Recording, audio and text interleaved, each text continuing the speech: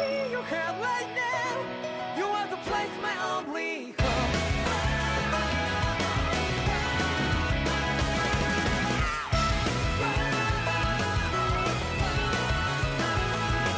Yeah, just like the flowers that bloom and fall with me over and over again.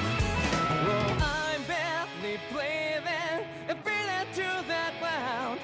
But each and every time we all stand up. Oh, you thought we were done doing spoiler casts? Nope. Think again, motherfucker. Yeah, we got some more stuff we want to talk about. This Like one the actually power was of not. friendship.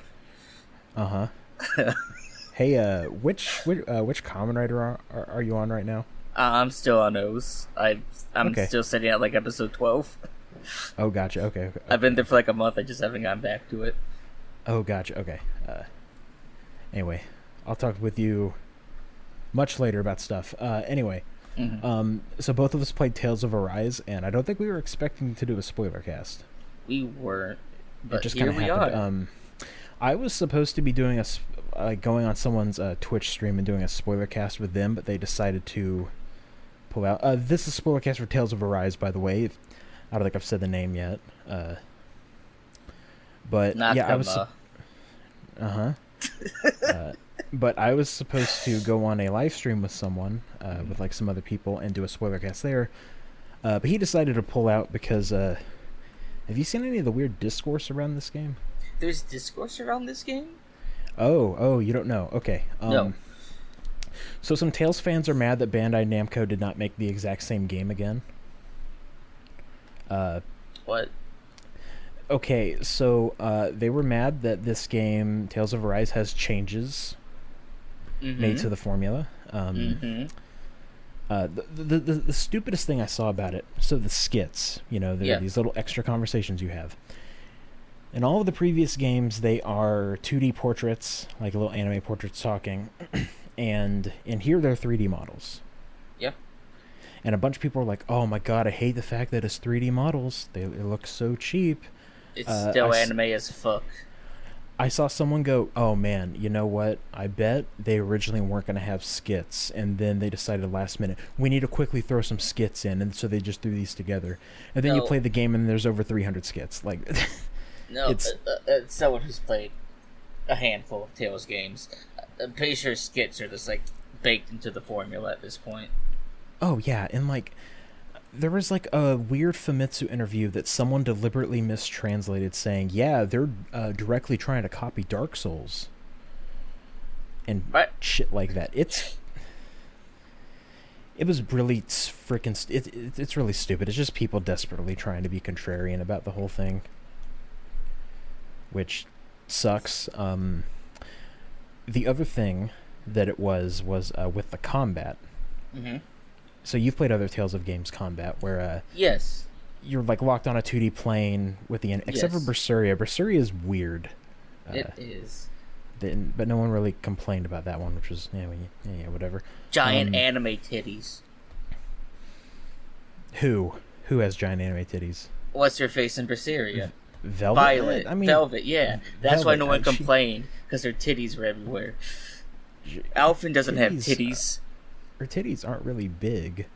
Alphen doesn't have titties. That's why. I don't know. He has pecs. He does. You got the towel costume. Yes, I did. That was a really great side quest. It was really good. But we'll save that for later.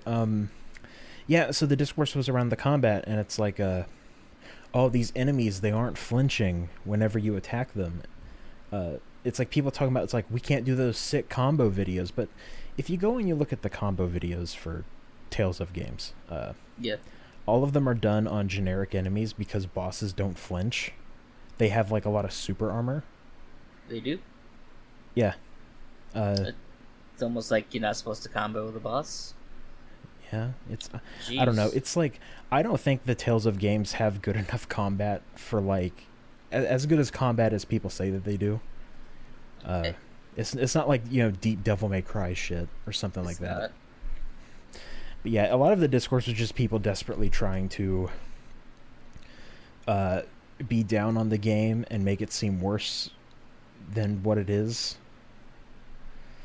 But yeah, what the fuck was I talking about? Oh yeah, well that's why the guy I was supposed to be on a live stream with, he decided to pull out because he's like, I just don't want to deal with this. And even though I was kind of like, well, I think that's kind of dumb because you can just kind of do your own thing or whatever. But that's why we're here.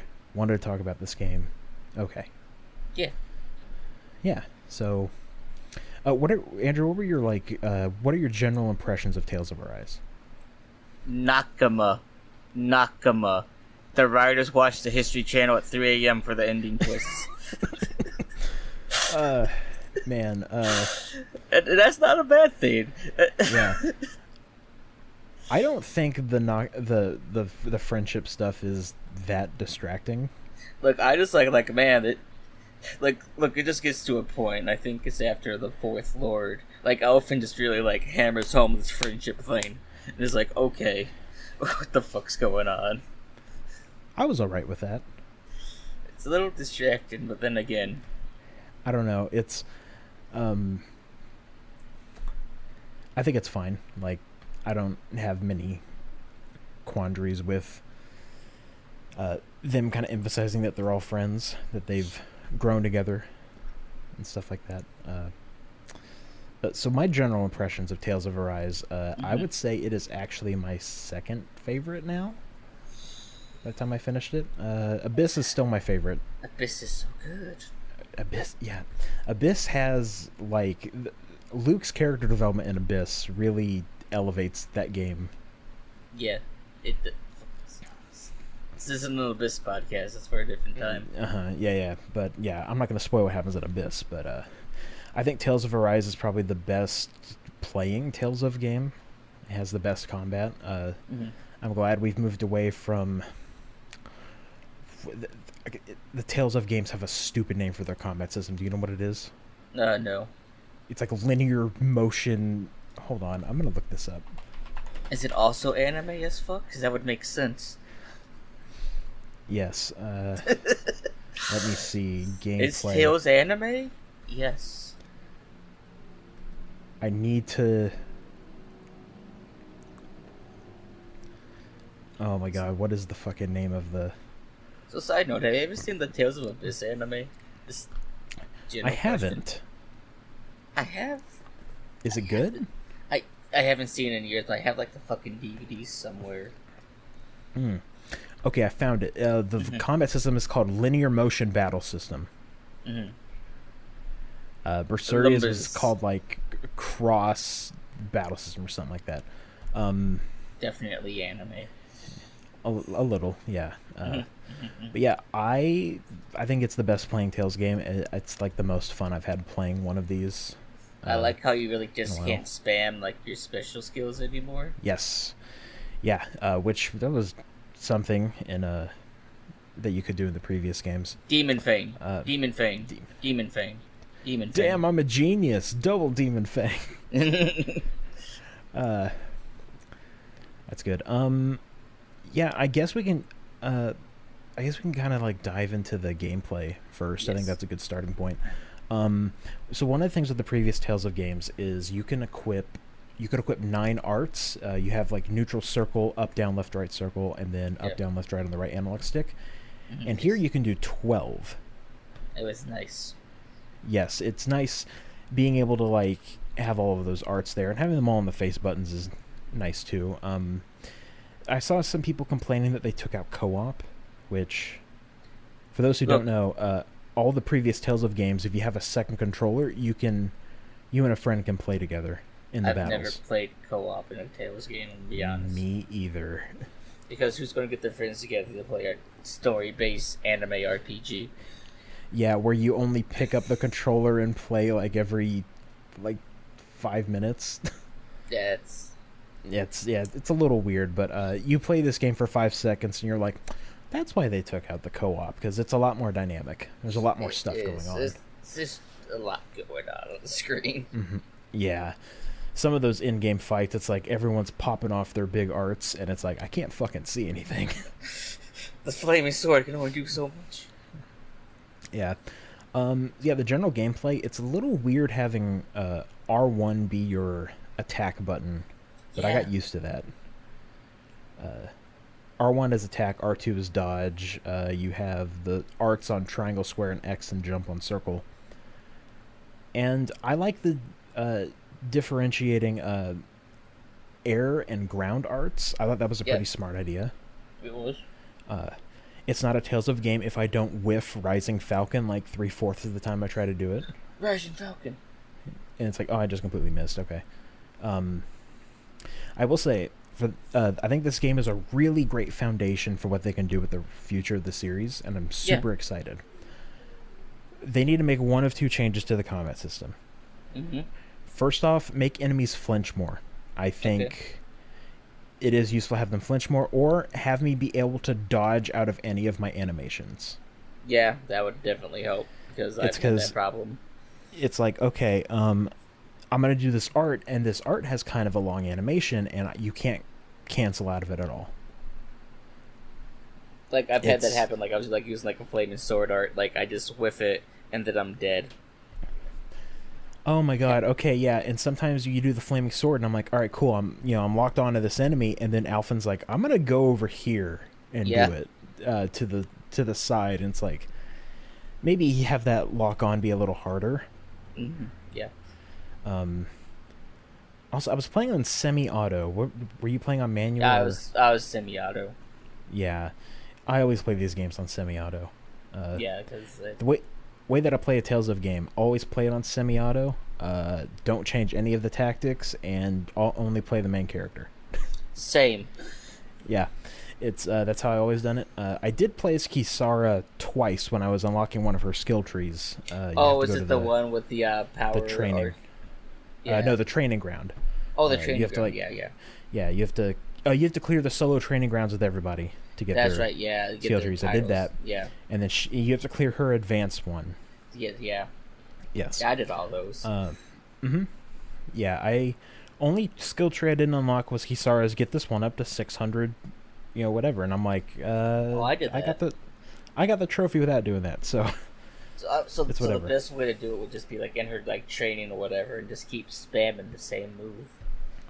You can also set it in one of the artifacts you get. You can set what skills I can use. Yeah. Or it's like everyone does 1 damage. That too. I forgot about that one. Yeah. Mm-hmm. Yeah. Let me think real quick. Some other gameplay stuff. Yeah, the split between arts is really nice. I feel like the gameplay really starts to come into its own when you unlock the second set of arts you can equip by holding down L2. It's real nice. Yeah. Overall, the gameplay, the combat feels really good. The bosses, what do you think about the bosses? I like they had gimmicks. Yeah, me too. And then if you exploit gimmicks correctly, you can do a super thing. Yes, I like that too. So one of the things that I theorize is COVID affected the development of this game. Could be. Because there are some bosses, they have a custom QTE to do a phase transition. They do. Which is really hype. I love those a lot. But then you get towards the end of the game, and not every boss has that. It just wants you to do a strike attack. Yeah. Which it's like, I imagine if COVID didn't happen, they would have probably gotten one for every boss. But this game had to come out this year because it's an anniversary title. Right. So they couldn't exactly push it back.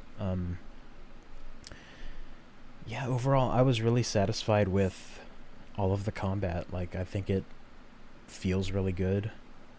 Only those that one complaint that I have, it's either let me like dodge out of my art animations, even if like I spend the resource. It's called AP, right? Art points. Yeah. Or yeah. Yeah, CP's the healing shit. Yes. Okay. Like even if I already spend the resource, if it means I do less damage, that's fine. I just wanted to be able to dodge out of it to dodge attacks. The other change I like is the CP. Have it where it's like, hey, here's this cumulative curing pool that everyone borrows from. I thought that was a pretty smart choice too. There's no more TP or MP. Get fucked, nerds. I mean, I think it works a lot better. And then you It use that does. stuff in the use that stuff in the overworld, because it's basically, it's a resource. Yeah. And so it's like, hey, if you want to go past this wall that you need to spend like 50 CP to get past, you could do that, or you could continue, like, if oh man, I really need this CP, is it worth it to tear down this wall? Is it worth it to spend all of my money on orange gels? Yes. I will never financially recover from this purchase. Just pay the like $10 for the DLC, bro. Oh, you gonna talk about the DLC? Yeah, let's just talk about the DLC. I bought all of it. All of it? I bought all of it. All of it? What? All of it. I'm making big boy bucks now. I know what I'm doing. Ooh. Right, yeah, I forgot you got a new job. Yeah. Damn. So there's DLC, there's cheater DLC, so you gain levels and stuff. Some people were mad about that. I'm completely fine with it. The game is balanced around not having it. I mean, I used it to get my party to certain levels. That was the area, and that was it, because I didn't feel like grinding. Yeah, you don't really have to do a lot of grinding in this game either. Like, everything felt pretty even. Look, I would just fight an enemy, look at their levels, like, okay, let's just get to that level. Mm-hmm. Boom. Yeah.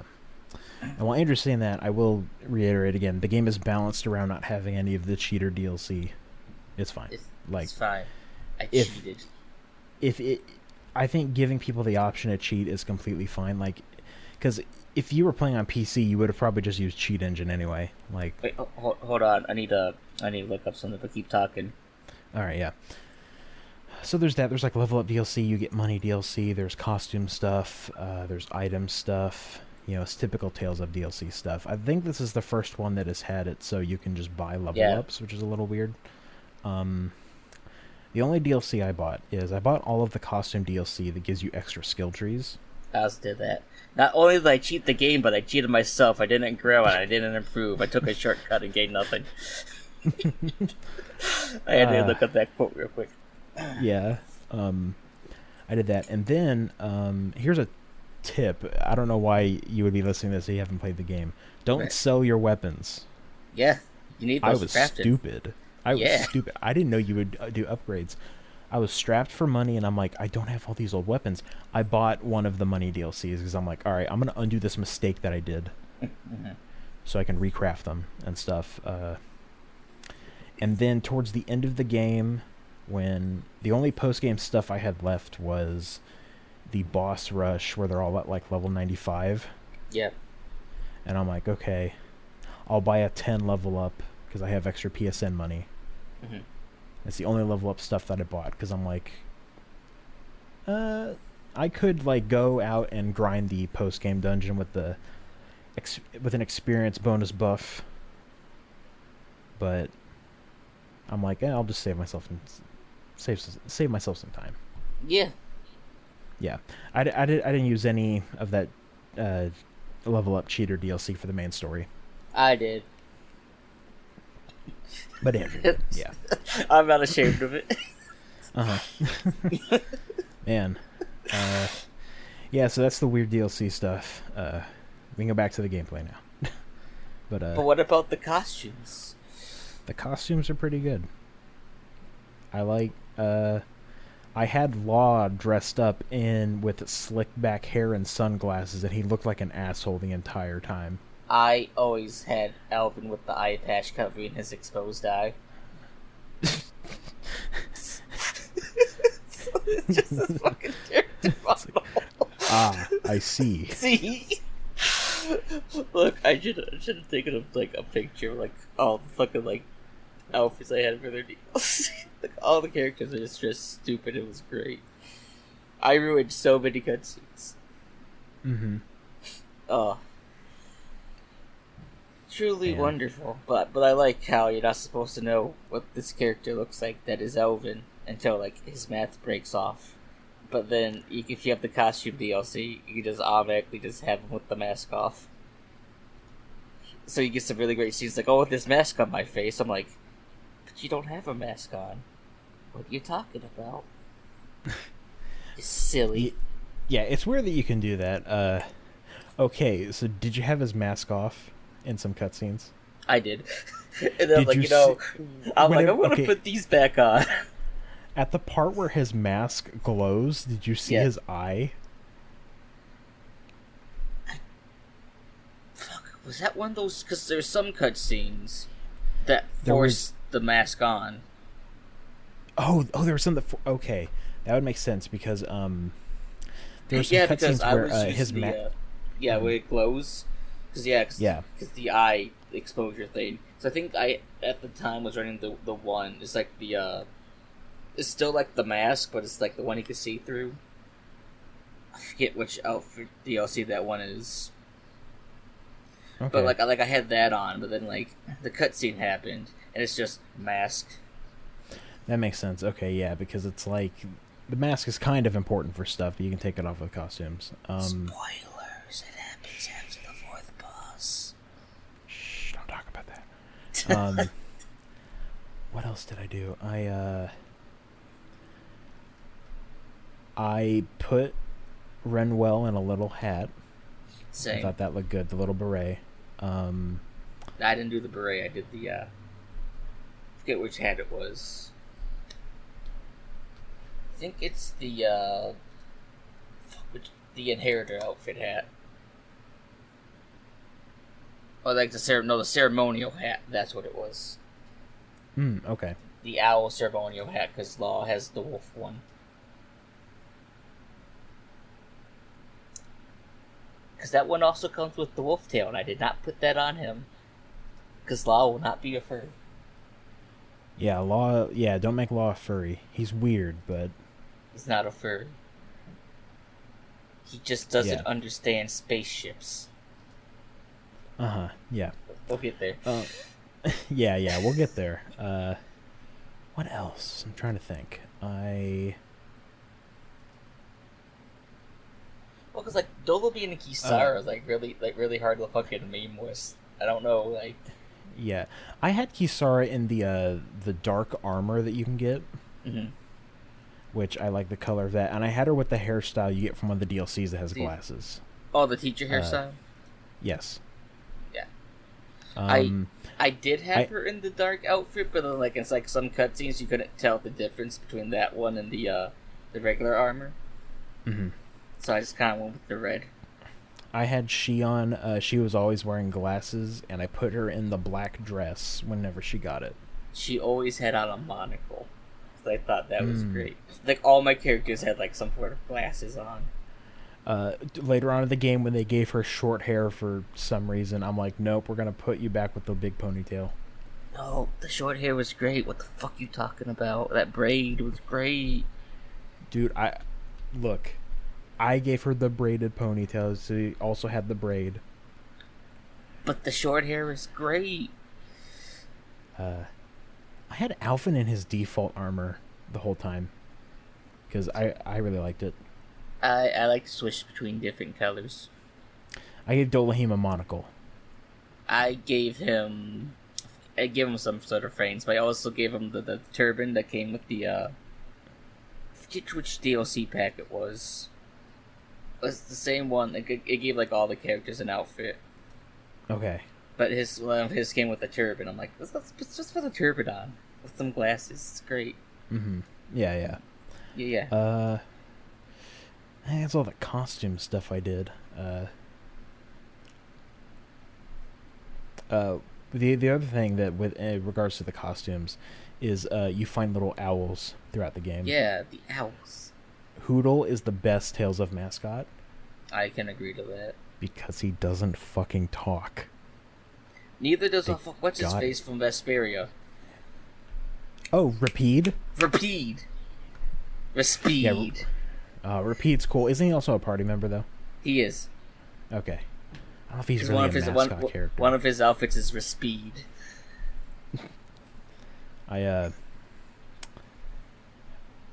Yeah, as much as I like Berseria, Bienfu fucking sucks. I don't like Bienfu.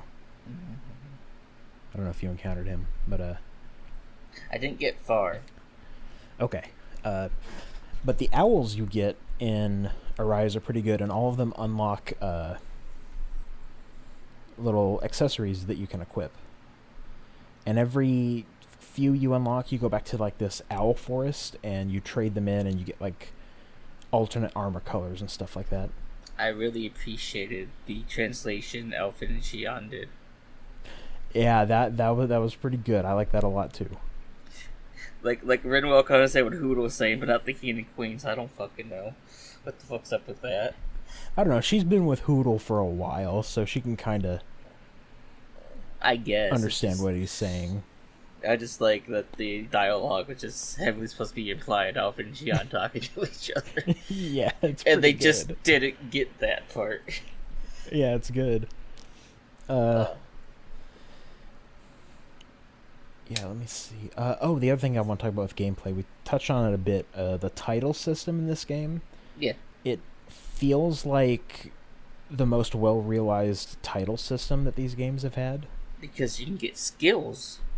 Yeah, titles have been super weird in this series, because they do different things, and sometimes, like in some games, I think in Exilia, I don't think they do anything. But that was also the first Tales of game I played, so it's been a while. In like Abyss, you equip titles, which can like change your stats or change like a costume. And in Arise, the same in Symphonia. Yeah, I think so. I don't remember what they do in Berseria. Yeah, I don't remember. But what they do in Arise is your titles are your skill trees. Yeah. You each little skill tree has 5 skills on it, and you unlock one whenever you unlock it. So then you have to get the other 4 by spending skill points. And then if you get the DLC, you get 3 additional ones. Mm-hmm. That don't do much, so it's not really worth it. Yeah, those are really only like stat boosts. You get exclusive arts from them. Yeah. But those are mainly like stat boosts, so like they're not like super important for the story or anything. Yeah, because I think like the exclusive art's like the one you get automatically anyways. Yeah, and like this, yes, they are. They just unlock the arts early. That's what it is. Yeah, like I said before, nothing important is locked behind the DLC, so some of the stuff, it just unlocks stuff early or stuff like that. Yeah, the title system is really good. I think that it makes a lot of sense to make that your skill trees and stuff. It's like, oh, titles kind of have a better purpose now. Mm-hmm. Oh, we gotta talk about camp. Oh yeah, going to camp. Cooking has always been a thing in the Tales of games. It has. But you could do it from like the main menu. Yeah, you gotta go to camp. Or after battle. I remember after battle it being a thing, and it would say stuff like, Lloyd has failed in making a sandwich, and it's like, you fucking idiot. Like, what are you doing? Yeah. So now they made it so in order to get your CP back, you can rest at a campfire. And the campfire does a few other things as well. Like, you have conversations with people as you can get closer to them. You can raise their social link. Yeah, and when you do that, they unlock a second mystic art. I only ever saw Law's second mystic art. I've seen... How many have I seen? Well, technically, you see elephants at the end no matter what. Yeah, But... Can you unlock it? Yeah. Like, after you max a relationship with someone, he automatically gets it. Oh, I guess I didn't notice that. Huh, because I maxed my relationship out with everybody. Yeah, it's you get it. You just gotta. Weird. Okay. The only way that you get it is that you have to have a combo of 5 or more with 5 different arts, and then do it. Oh, with 5 different arts. Okay. Yeah, so you gotta be like Demon Fane, was... Double Demon Fane, Rising Fane. I'm a genius. Yeah. All that shit. That's okay. Because I thought I must have misread the tooltip. I thought it was just a combo, like in general. No, after you do 5 different a combo of at least 5 with 5 different arts. All right, I'm gonna have to look up a Mystic Arts video. I feel like I've seen. I can't remember who's all I have seen. I think I saw them all except Kisara's. Okay. Law. So you said you had Rinwell in your party instead of Law because we pretty much ran with the same parties the whole game. Yeah. Law, he goes into his like overlimit state so much. Yeah. It's super easy for him to get into that. So I saw his mystic art like I would see it like 3 times a boss battle sometimes. Yeah, I didn't. Renewal just kind of stood there and usually died a lot. And I'm like, get my fucking magic, you just get the ass back up.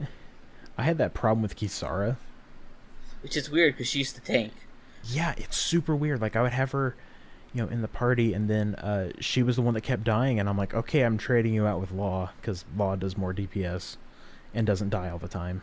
Yeah, because, like, she's the fucking tank. Like, they even say that she doesn't have an evade. She just takes hits. Yeah. I'm like, what the fuck are you doing? Anyway, but yeah.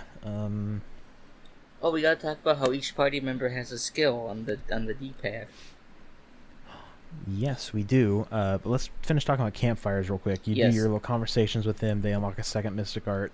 Then you can cook, and the cooking is a timed buff for various different things, which I think is a great change. So it's like, you want to do more damage for the next 10 minutes? Equip that. So hey, it's like, you want a big EXP boost at the start of a game? Make a fruit sandwich. Is that one of the DLC items? It is. I bought the DLC with the fruit sandwich. It's really dumb. Yeah, but there are other XP boosting foods, or meals, and all of them, you have to fish for them. Yeah. Which... oh, we can talk about fishing. Yeah, is there anything else at the campfire? The campfire, you can also like go back and rewatch any skit.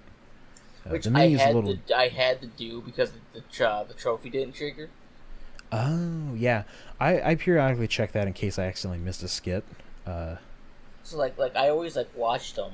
So I'm like, okay, cool. Like, how many have I seen? There's like 302. I'm like, why didn't the trophy trigger? What the fuck? Yeah. Like, this game is kind of buggy. I'm not gonna lie. I didn't run into too many bugs. It's mostly with trophies popping. I didn't have that. The only one I had that happened to was the conversation one. But like, I've seen like people online talk about how like certain trophies like didn't trigger. Like certain like boss like they beat the chapter, like the trophy didn't trigger. Yeah. It's like, what the fuck?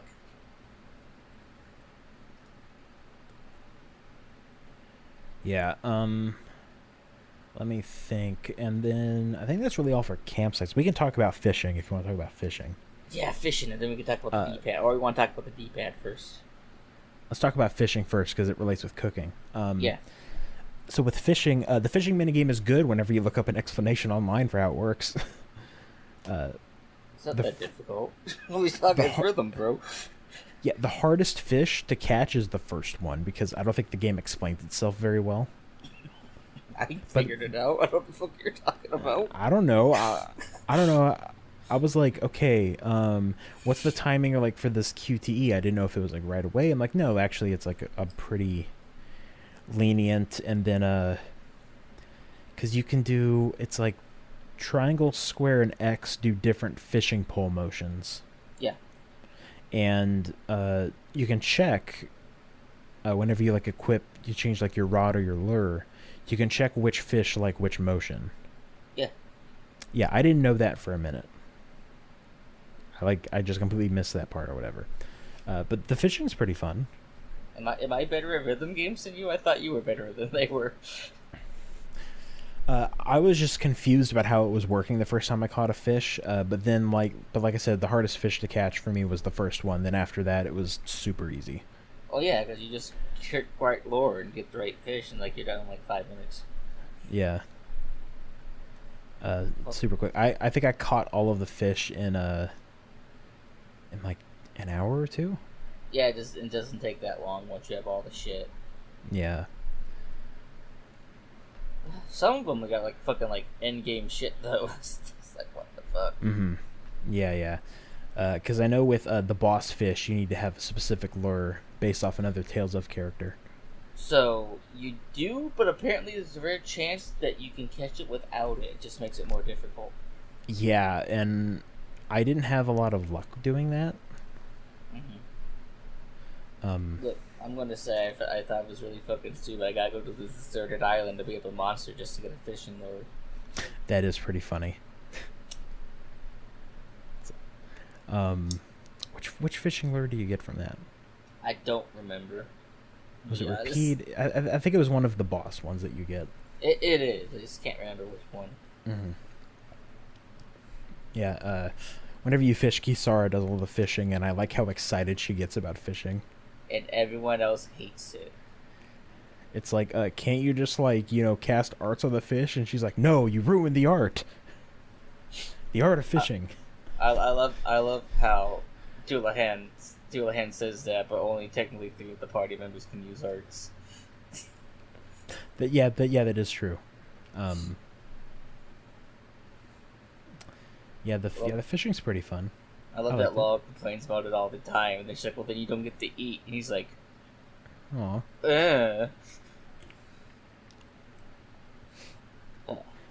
Yeah, I like that Shion also gets excited about fishing, but that's because she wants to eat the fish. Eat food. Yeah, she just has this, like, her whole character of, like, I like food. Yeah. Is that ever explained? I mean, she just likes food. Like, I don't want to tell you. Well, like, she makes a statement, like, early on. It's like, well, some of us don't have the luxury of, like, eating all the time. I'm like, is that really kind of ever explained? I mean, it's probably because, like, she was ostracized from society. And, well, yeah, like, besides that, I'm thinking, like... And didn't have many options for food.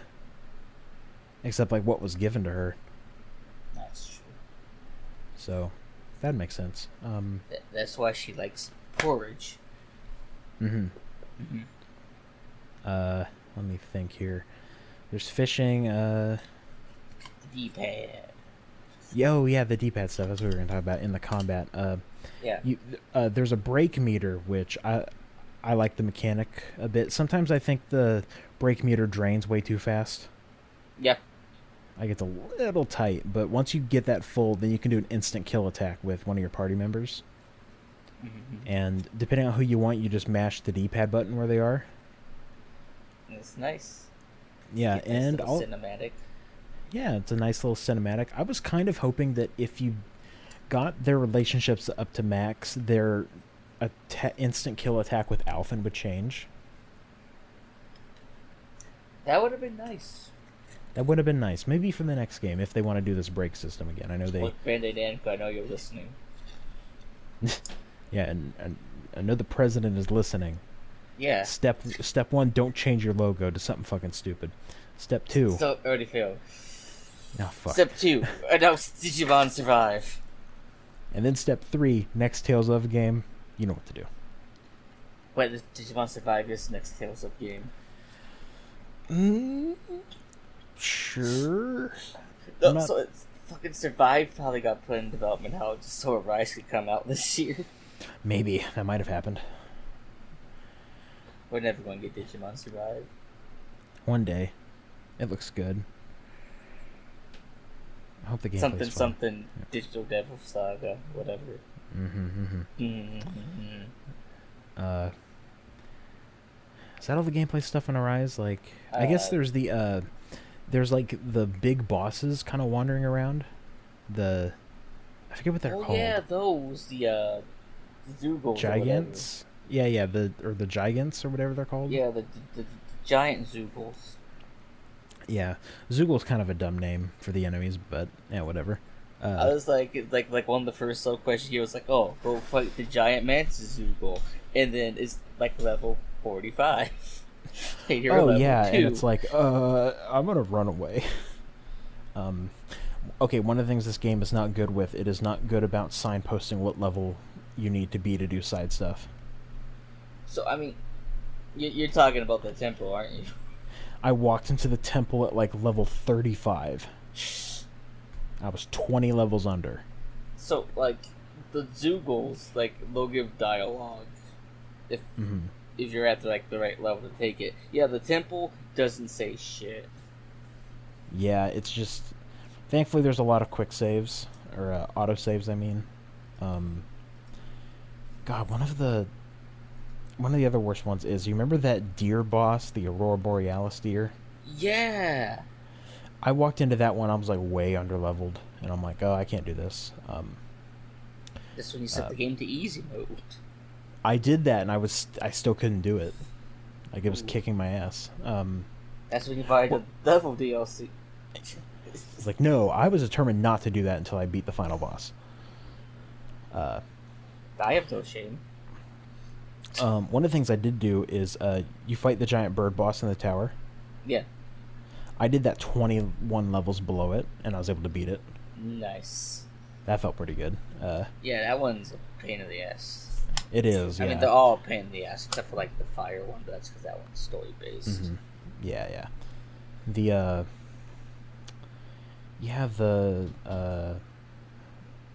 Like, I like the concept of the giant enemies wandering around that are just new bosses.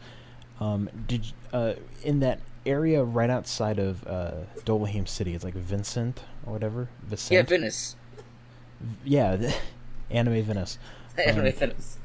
How quickly did you run into the dragon? Pretty quick, I think, actually. I ran into him the first battle I walked into there. Get fucked, nerd. It fucking... Thankfully, I didn't die. I beat it on my first try. Oh, we gotta talk about the farm. Overall, oh yeah, this game has farming.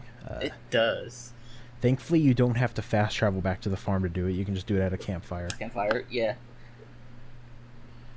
Which is nice. Yeah, you basically pick, like, what animal do you want to raise? What feed do you want to give it? Horse. All the horse meat. Yeah, give me all this horse meat. The pig meat you can sell for some decent money. Fuck. Did you get the skit about the fucking, like, pig and fucking, like, Rinwell's, like, flipping shit? Yeah, about how eating he it. Eat something so cute. He's like, oh, it tastes delicious. Actually, I wonder how Owl tastes, and then Hoodle gets mad.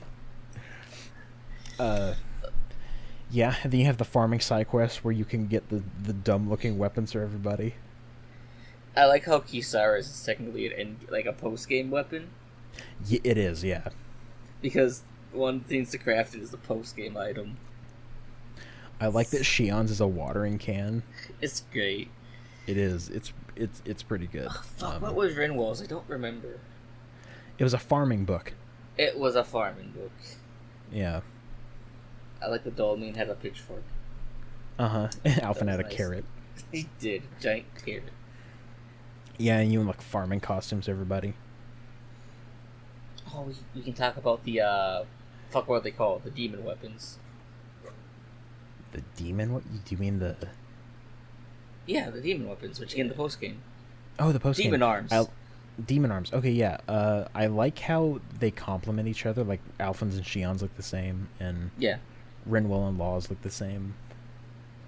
It's almost like the game is shipping its characters with each other. Maybe. It doesn't really push Law and Rinwell or Hisara and Dolheim together too much. It heavily implies Rinwell and Law, but Law's an idiot. Yeah, Law's real dumb. I like that skit where he's like, yeah, I tied rocks to my hands to train. He's dumb. Let me think. So yeah, so with the demon arms, so like the only one that's any benefit for me was Alphen's. Mm-hmm. Because it's based on how many enemies that character has killed. Oh yeah. Like so, his when I equipped it, his attack jumped like 1,000. Oh yeah. It's fucking great. I'm like, cool. This is I had no use for this weapon, but I'm gonna use it anyways. Mm-hmm. Because you don't get that till you beat the post-game final boss. Yeah, because you have to go and get materials from the bonus dungeon stuff. Yeah, the crafter. Which, well, let's save the bonus dungeon stuff for after we're done talking about the story. Yeah. Okay. Other thing I want to mention before we go into the story is the music. The music is better than it has been in previous Tales of games, but I still think it's kind of boring.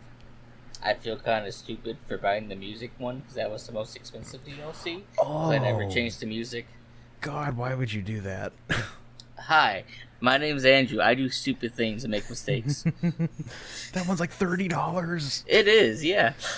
And I don't think Tales of Music is that great. Fuck like you, a lot this of it, soundtrack is great. It is. I think, though, at some point, I want to say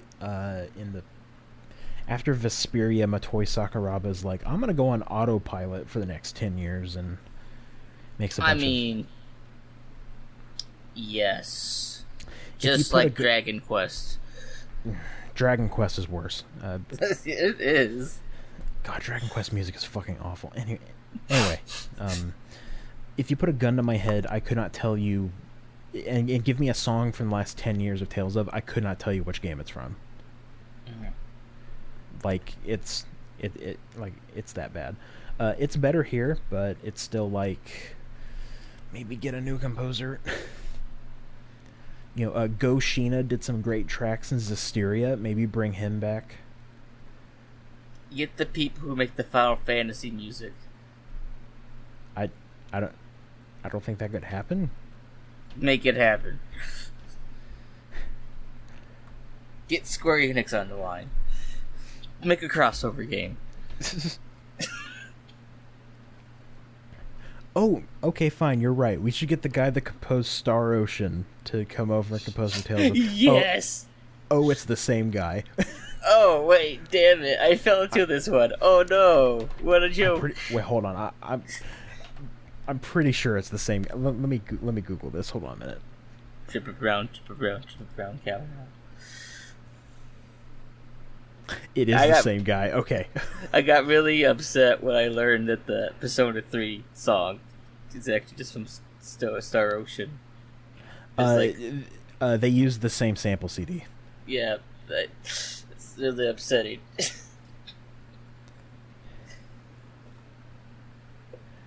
Yeah, okay, yeah, I'm checking. Matoy Sakuraba's the composer of all the Star Ocean games.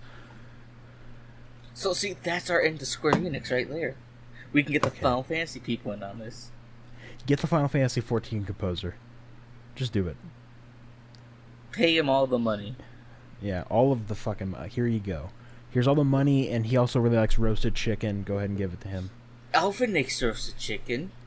He does. Alpha loves his food really, really spicy. Spicy. In fact, there's a whole joke about it when he makes the chicken. That no one wants to eat it. Yeah, all of the titles you get from cooking certain food has a skit associated with it. We gotta talk about the pancake one. Oh, the pancake side quest is great. That's so dumb, I love it. Where they're all like, alright, we're gonna compete who can make the best pancakes. And Shion, Renwell, Doolaham, and Dolahim. They're the ones that make the pancakes. Shiona's like, I put a bunch of sugary stuff in here. Shion went to IHOP, alright? She got one of them IHOP pancakes. She did, yeah. Doolahim's like, look at my fancy foreign pancake filled with dates and the pig meat. I put my face on it. And then Renwell's like, here's a basic pancake that has a Hoodle face on it. That Hoodle smashed his face into. yeah, it was pretty good. I like that they had Law judging the contest too. Yeah. It's great. Yeah, that was pretty good. Okay, I guess we can just kind of dive into the story now, I guess. About an hour into this podcast, yes. Yeah, we're done talking about the other stuff. Now we can just focus on the story. Yes. So, what did you think of the story? It was alright. As I said, Nakama, History Channel at 3 a.m.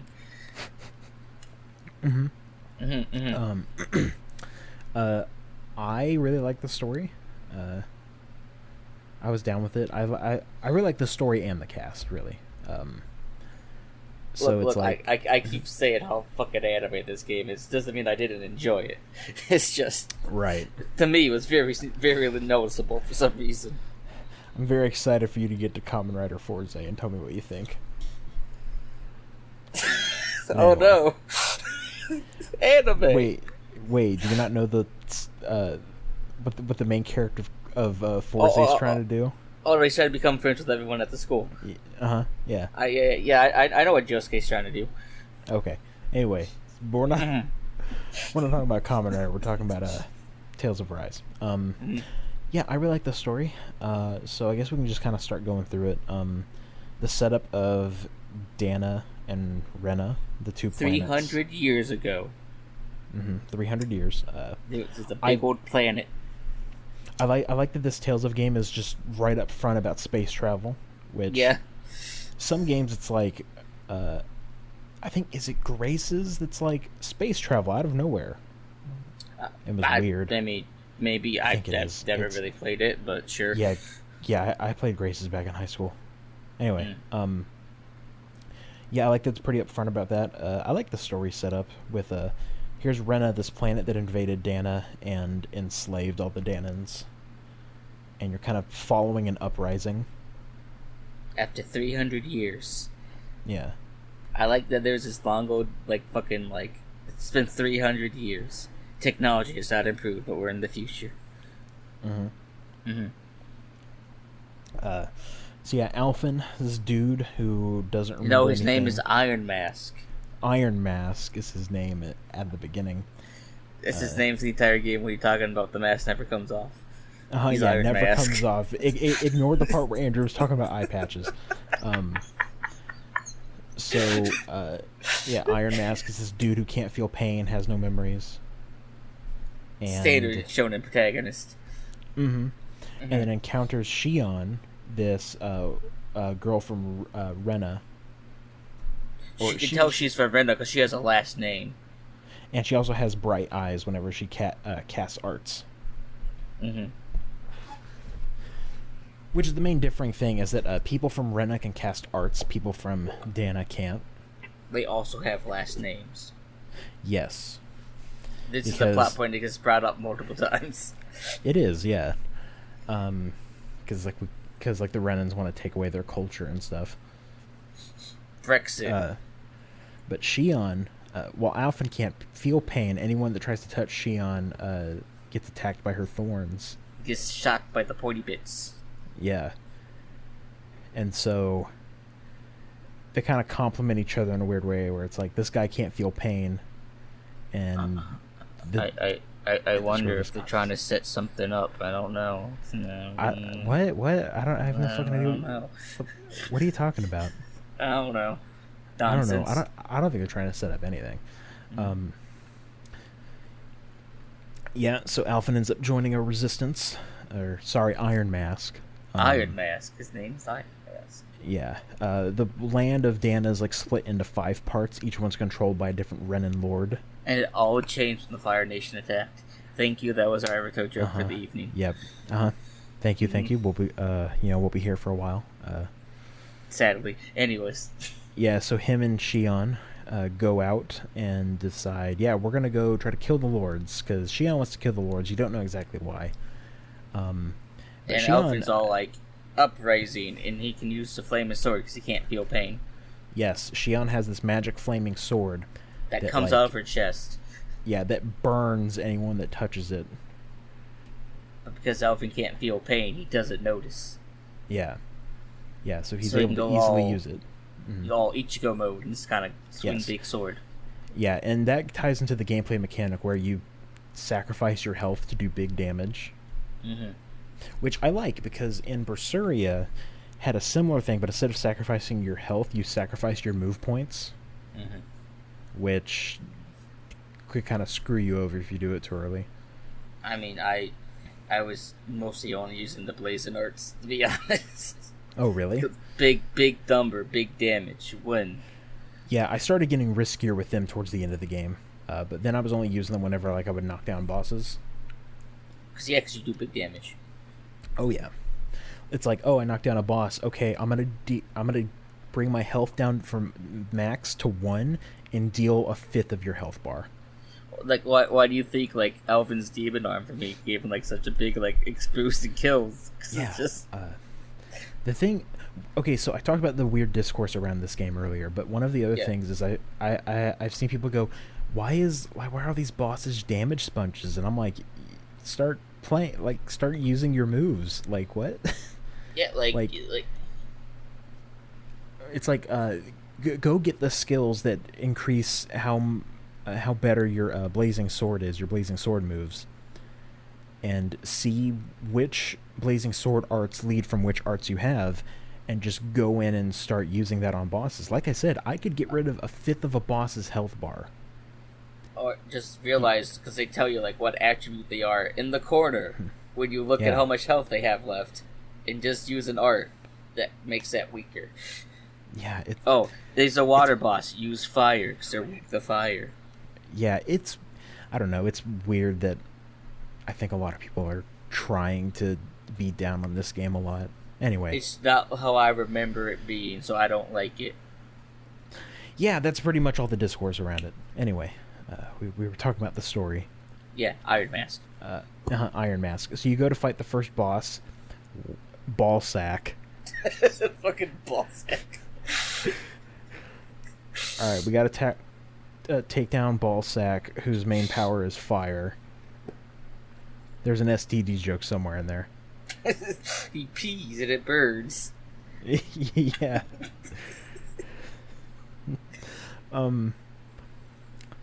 Yeah, so you go and you take him out, and his boss fight's okay. I was listening to a podcast, and someone said when you're fighting enemies in the field, it's kind of like a Devil May Cry. Like you have, like all your skills and everything. And when you fight a boss, it's kind of like you're fighting a Dark Souls boss, because they can fucking kill you fast. They can if you let them. If you let them build up, you're fucking. Yeah, thankfully everyone has like very well telegraphed moves. It's very easy to understand what's going on. So that's good. And yeah, so you take out that boss, and part of Alphen's mask shatters because this giant fire demon appears behind the boss, and he just absorbs the behind Ballsack. So Alphen absorbs it with the flaming sword, sends out a big attack, and like knocks down a wall. Yeah. And it also busts part of his mask open. And then he can remember his name. Yeah. And that's all he remembers, right? He's still having like weird dreams about his past. He's trying to figure having, out what's going on. he's been having these strange dreams lately. Something Kingdom Hearts joke. All right.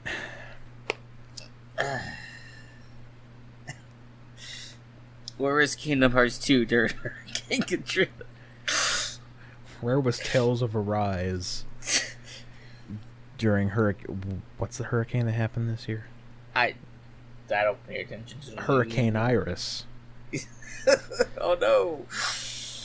Oh. Fuck. Anyway, yeah, so they do that, and then they set off on a journey to go kill all the lords. The next area they go to is the Iceland. You mean Greenland? Greenland. Because Greenland is the cold one. Right, yeah, Greenland has the ice, Iceland has the green. Mm-hmm. Yeah, it's not confusing at all. Those So, yeah. Vikings, man. So, they go to the Ice Kingdom. They go to the North Pole. Yeah. They meet Renwell, who is a Danon that can use arts. But you don't know that yet. You're supposed to keep it a secret. You find out really quickly. Shush. Also, this is a spoiler cast. It is. Anyway, yeah, so they go with Renwell, who is another party character. We haven't talked about Zephyr. Oh, Zephyr, right. Yeah, you mean Zephyr. you mean the motherfucker with the most death flags imaginable? Yeah. It's like every time he talks, there's just like a counter that goes off. Look, I had to look it up because he sounded so similar to Geralt. Yeah. I'm like, is this the same voice actor? It's not. And I'm like, because I'm pretty sure the guy who voiced Geralt in Three Houses, the English dub, voices Jiraiya in the English dub. Actually, So he just has, character trope of dead dad. Okay, Zephyr. Patrick Seitz. Right, okay, that's who it is. Yeah. Yeah, Patrick Seitz, he plays jobbers. Mhm. Like he plays people that get their ass kicked, Yeah, like which Dio. is pretty funny. Yeah. hmm Is he also Dio? I'm pretty sure he's the English voice of Dio. Yeah, I'm scrolling through his voice actor page here. Cause I could swear he was Dio. In Three Houses, he's Jaritza, Lambert, and Death Knight. Jitsa? Yeah. Wait, no, hold on. Spell his name. Jeritza. Ah. This motherfucker has a Oh yeah, mask. okay, that guy. Yeah, okay. He's Okay, not who I was thinking of. Yeah, okay, he's also cool. Death Knight and Lambert. Yeah. Yeah. It's fucking Zavik and Sonic Boom. I feel real stupid because Jitsa and Death Knight are the same character. Whoa, wait, we aren't doing a Three Houses spoiler cast. Oh no, Right. it's Oh, almost right. like He's okay. He is Dio. yeah. Right. Yeah, he's also fucking Nekomaru and Danganronpa. Okay. Wait, what? Yeah. Oh, well, that's a twist. Yeah, and also Mono Kid, that blue Monokuma. Oh, he's the in blue V3. one. Yeah, the the one blue that says "fuck the Patriots." Anyway, yeah, Zephyr, this motherfucker's got the most amount of death flags I've ever seen. And his son just so happens to be Law. Yes, Law you also meet in the snow town who he's like defected to the Renans. Because his daddy wasn't there. Yeah. And so the whole like thing with the snow place is Zephyr gets taken and you have to try to get him back. And Before he gets executed. Right, so... yeah. Right, so the people who snitch, the snake eyes or whatever, right? Those are the bad yeah. guys in the snow area. So it's kind of a dead giveaway who was going to betray the group when you get to town. And the leader of the quote-unquote resistance town there had snake eyes. Yeah, he was pretty suspicious looking. Like, I'm just like, this motherfucker's going to betray me. Hold on a second. And I was right. Mm-hmm. Definitely. Yeah, It's almost so like it was a tell. a little, yeah. So Yeah. yeah, you run. Yes, he ends up being the boss. What the fuck is his name? Ganabelt? Something like that. He's the light one. Is he light? I thought he was water. No, he's light. No, what's his face is water. Fifth one. Oh yeah, Volran. Okay. Yeah, Volran's water. Okay. Anyway, yeah. So you end up taking him out, and then Law and Renwell join you on your quest. Oh, we got to talk about how Zephyr dies. He never got to tell his son how much he loved him. Oh yeah, Zephyr dies. So this sends Law onto a fucking vengeance quest. Mm-hmm. Which is relevant, because we get to bring that up later. When someone else Yeah. gets to have a vengeance quest. And Law's like, you shouldn't do that. Yeah, well, it's part of like Law's development. Like he kind of realizes that vengeance isn't everything. I felt more this game wanted to have his cake and eat it too. Want to have tropes and then other tropes. Right. Mm-hmm. Yeah, and also like that stuff with Zephyr and Law. It's brought up later in like post game stuff. It is. Yeah, there's like a fight. yeah. There's like the post game side quest where Law gets his letter. Oh yeah, I forgot about that one. Yeah, that, and then we'll talk about the boss rush later. Anyway, so then you set off to the next area, which is the Venice. Yeah, Venice, anime Venice. Venice. And the lord there, his name is Dolahim, and if you watch the opening to the game, you know that he's a party member. You don't kill this boss. Yeah, you don't. He goes crazy at one point. You gotta smack him around. Oh, we get to talk about this bullshit too. Yeah. Well, first thing first, this area is Renans and Danans live equally. What? And everyone's like, what? What is this? What? How are they doing this? And like, oh, something's going on. They're And all spoiler tricking alert, us. Something's going on. Yeah, because Dolahim wanted to make a place where Danans and Renans are equal. That's Because he kind of doesn't. what. Oh, we have to explain that this is about a crown contest. Oh yeah, there's the crown contest that all the lords are doing, where they're trying to gather a big bunch of astral energy. So then, whoever gets the biggest amount of astral energy gets to become the sovereign, which is the ruler of Danon for the next 10 years. And then, well, no, they get to rule the satellite in between Danon and Rinna. And then they get to retire to fucking Rinna after the 10 years are over. Right. Yes. Right. Yeah. So that's kind of what's going on in the background. Why the lords are here on Dana to even begin with. Why do they need astral energy? Who knows? Yeah. Who knows? Bad guy reasons. Yeah. Don't worry about it. Don't worry about it. Yeah. So the other person they run into is Kisara, a female knight with the who doesn't have a last name. Yeah, because she's also Danon. That plot point. Yeah, it's a big plot point, but it's been up multiple times. It is, yeah. Kisara, who is not wearing any back armor. I love her explanation for that. Yeah, it's like a real knight doesn't show their back to the enemy. Like, all right, I sure. took that to the extreme. This isn't so I look sexy. I can also move around faster. Don't stare at my ass. Yeah, so you're trying to figure out like, oh, what's going on with this place? Why can't we go to the medical facility at the back of the quarry? It's like, oh, people are quarantined in there.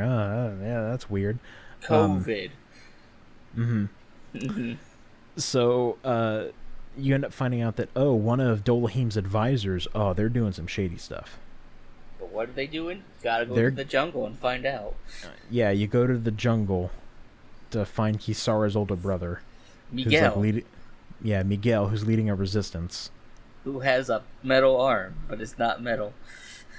No, it's, whenever all of the astral energy is siphoned out of something, it just loses its color and becomes like this like metallic looking. It ceases to exist, quote unquote. Yeah, it ceases to exist. It kind of looks like mercury. It does. Yeah, and so so you deal with that, and you figure out, okay, something's going on, like this shit with like people losing all of their astral energy, and you end up finding out that one of Dolahim's like advisors is doing stuff behind his back. He's sneaking in sneaky fruits to make people exert more astral energy. Yeah, it's this fruit that the fruit of Helgen. Yeah, that's it. That is incorporated to all of the food that the Danons eat, that makes them give off more astral energy, and so then they go to the quarry where like the medical facility is, and they're going back and looking in there, and they find this dungeon. It's a dungeon. It's like, I don't know how the fuck you're getting people back here, but whatever. And then you get to this lake. Yeah, you get to this lake of mercury, and it's like, Dolahim's like, what the fuck is this? And Miguel takes off his glove. Yeah, and it's like, and then he this kills is himself. The truth. Yep, and then he kills himself. By eating a fruit. He ate too many apple seeds. All that cyanide. Yeah. And then Dolahim goes crazy and you fight him. Because it triggered a flashback. Yeah, because he has PTSD. Because he killed his friend. Yeah, kind of accidentally. His friend's like, I'm going to go all out. I want to be the Lord. No. It's like, no, you can't be the Lord. Your design isn't unique enough. And then they... You look like generic anime boy. And then he kills them. And he kind of has like PTSD from that, from like people screaming and stuff. And turns out, that's why he made it equal, because he was tired of hearing Danon screaming. It was triggering his PTSD. Yeah. And Kisara's like, I fucking hate you. You killed my brother. Even though he killed himself. Yeah, it's a little thing to get hung up on. Yeah. Yeah, but yeah, so you figure that out, and Kisar and Dolahim decide to travel with the crew. After you expose the guy, shifty Yeah, little motherfucker. What's his name? Yeah, I don't remember his name. You don't even fight him. You fight a chameleon. Oh yeah, that's like the weird big boss of the area is a chameleon. Yeah, because then you gotta have Kisara block it so you can hit it. And then Dolahim shows up. He's like, "Aha! I found your factory and I blew it up." Yeah, which like that was a good moment for Dolahim. It's like, okay, he's trying to make amends for what, him being a coward. Yeah. You saying Kisara's shield reminded me of part of the gameplay that I wanted to talk about, and that is that each character has an ability in battle that can be used to like deal with certain enemies. Yeah. So Alpha, he just does a bunch of big damage and brings up the break damage. gauge. Yeah. Law can break through armor. Shion can shoot down flying enemies. Renwell can stop people's cast timers, which is really useful. Yeah. Dolahim can stop enemies from dashing around. And Only flat-footed enemies. Yes. And Kisara can stop enemies from charging. I like this in concept. I think that's like really interesting, but I also think that those moves don't charge up fast enough for as often as they want you to use them. Oh no, because like if you get like a whole group of like armored enemies, and, like unless you got them like all together for Law to hit them all at once. Yeah, it's like I feel like what could have done is because like how Renwell works is that every time you see a cast bar, you just hit Renwell and she hits all of them. Yeah, so, like I know like Shion's works really well because like fun to fly enemies, she's gonna hit them down every time. Even if she doesn't get them, you can still hit them. You have to jump the button. Right. Yeah. With Redwall, you can just hit them before they cast, whatever. But like my biggest up, it's like again, it's the armored one with Law. Right. Because you can't like do any damage unless you break the shield, but unless Law's not fully charged, you can't do shit.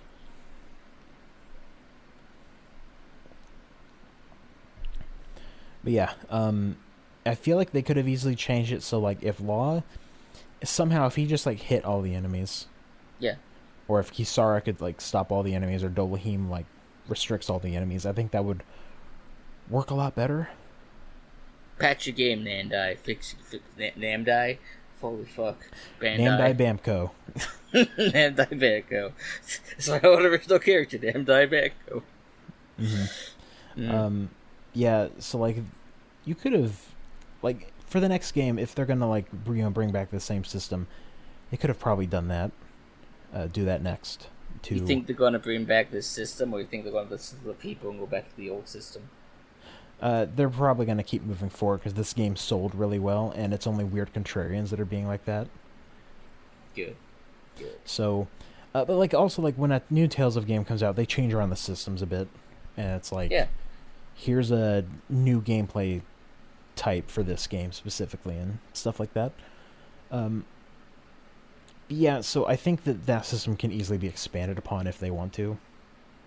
Make it give it a little more utility in battle. But anyway, so now after that they decide to go to the Fourth Lord, Dolahim and Kisara. After we discover fishing. Them. Yeah, we discover fishing. I did not do any fishing until I got to the final dungeon. I'm like, all right, turn around. Yeah, that's exactly what I did. Yeah. And yeah, so now that we have the whole crew together, I think we can like talk about all of them. I really like the cast a bunch. I think they all have their fun quirks and some pretty good moments. They are sure a JRPG party of characters. Yep, like every Tales game. That's the only way I can describe them. Like they're okay. They're just a party of characters. Yeah, it's kind of like how it is in every Tales game. Yeah.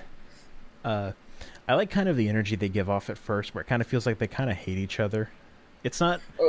That's something I really liked about Shion's character as the story goes on.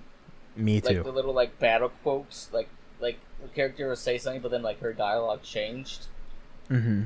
Like at the start of like Alvin's like, "Oh, why did you heal me?" She's like, "Oh, I need you, for the blazing sword." And then like the end, it's like, "So you don't die, stupid." Yeah, that's pretty good. I think Shion has some really good development throughout the story. She does. And yeah, like overall, I really like the cast. I think that I think that they're really fun. Like I said, I kind of like the energy that they kind of hate each other, but that changes as it goes along. It reminded me of Abyss in that way. Yeah. Because the characters at Abyss just kind of hate each other, which is great. Well, because like I was actually reading the post about that. 'Cause someone said the same thing. It's like, well, technically Jade had more of a reason to distrust like Luke. Yeah. Because the countries are kind of at war. Yeah, and then it's like, oh man, fucking everybody hates Luke. Luke, yes. He's a fucking dickhead. But yeah, overall, really like the cast. It's great. It's really good stuff. Like you mentioned, they have some pretty good development. I like the battle quotes. I'm glad that all of the battle quotes are subtitled now. Yeah. One of the things I thought was weird is how sometimes the subtitles don't match up with what they're saying. Yeah, I noticed that a lot at the campfire, but then there's some stuff in combat.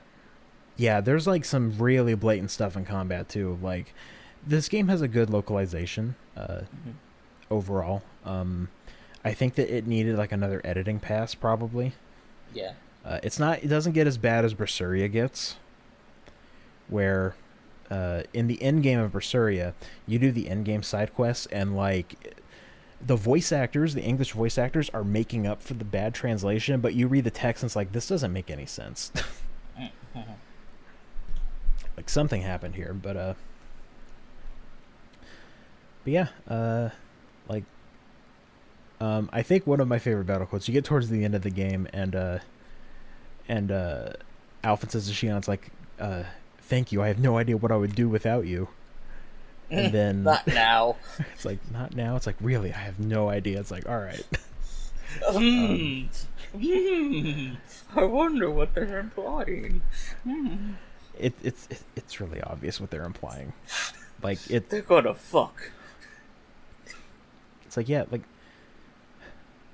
I haven't played Vesperia. Does Vesperia have a romance between Yuri and someone? Fuck. Estelle? It's been so long. Maybe. It's been so fucking long. Yeah, because I know, like, the romance between the main hero and heroine is a thing in a lot of these games. Like, does that happen in Graces? Kind of.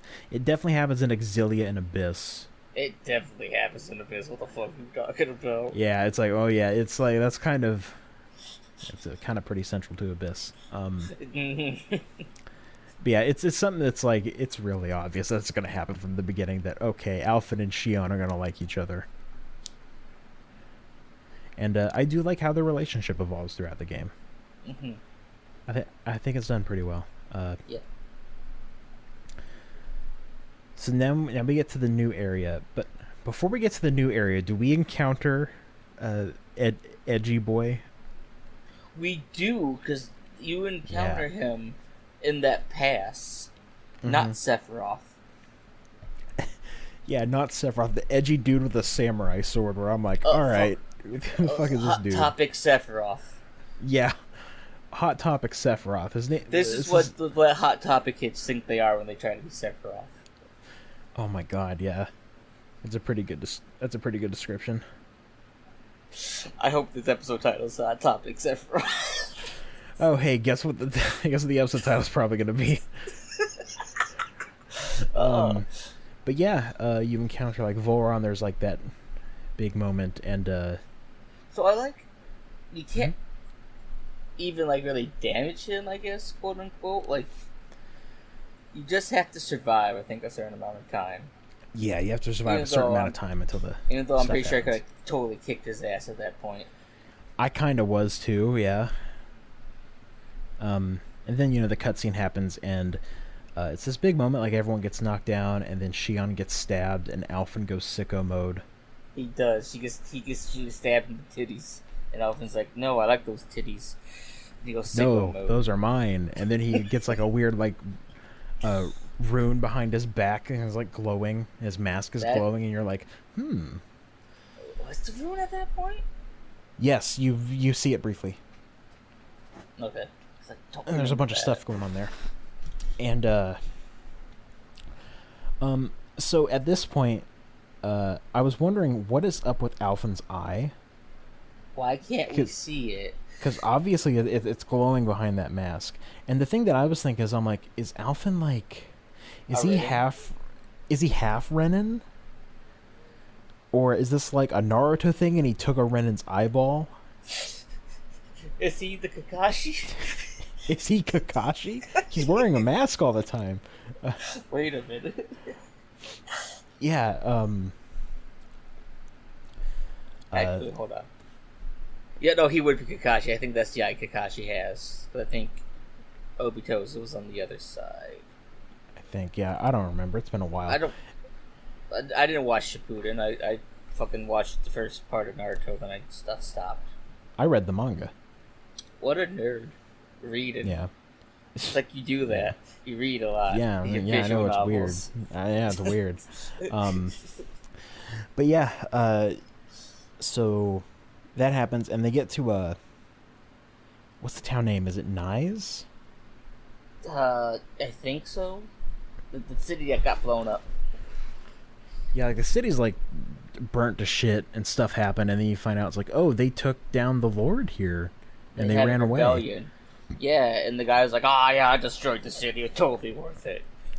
Look at me, I'm so badass. Look at me, I'm so badass. I'll totally kill my own people if it means I can kill the Renans. I'm like, totally not Ash from Escape from the fucking Ash. Fuck. Let's say Escape from New York, but then I said Ash from Evil Dead. Fuck. I thought you were going to say Escape from LA. And I'm like... I was. Fuck. Anyway. I'm having a stroke. Anyways. Yeah.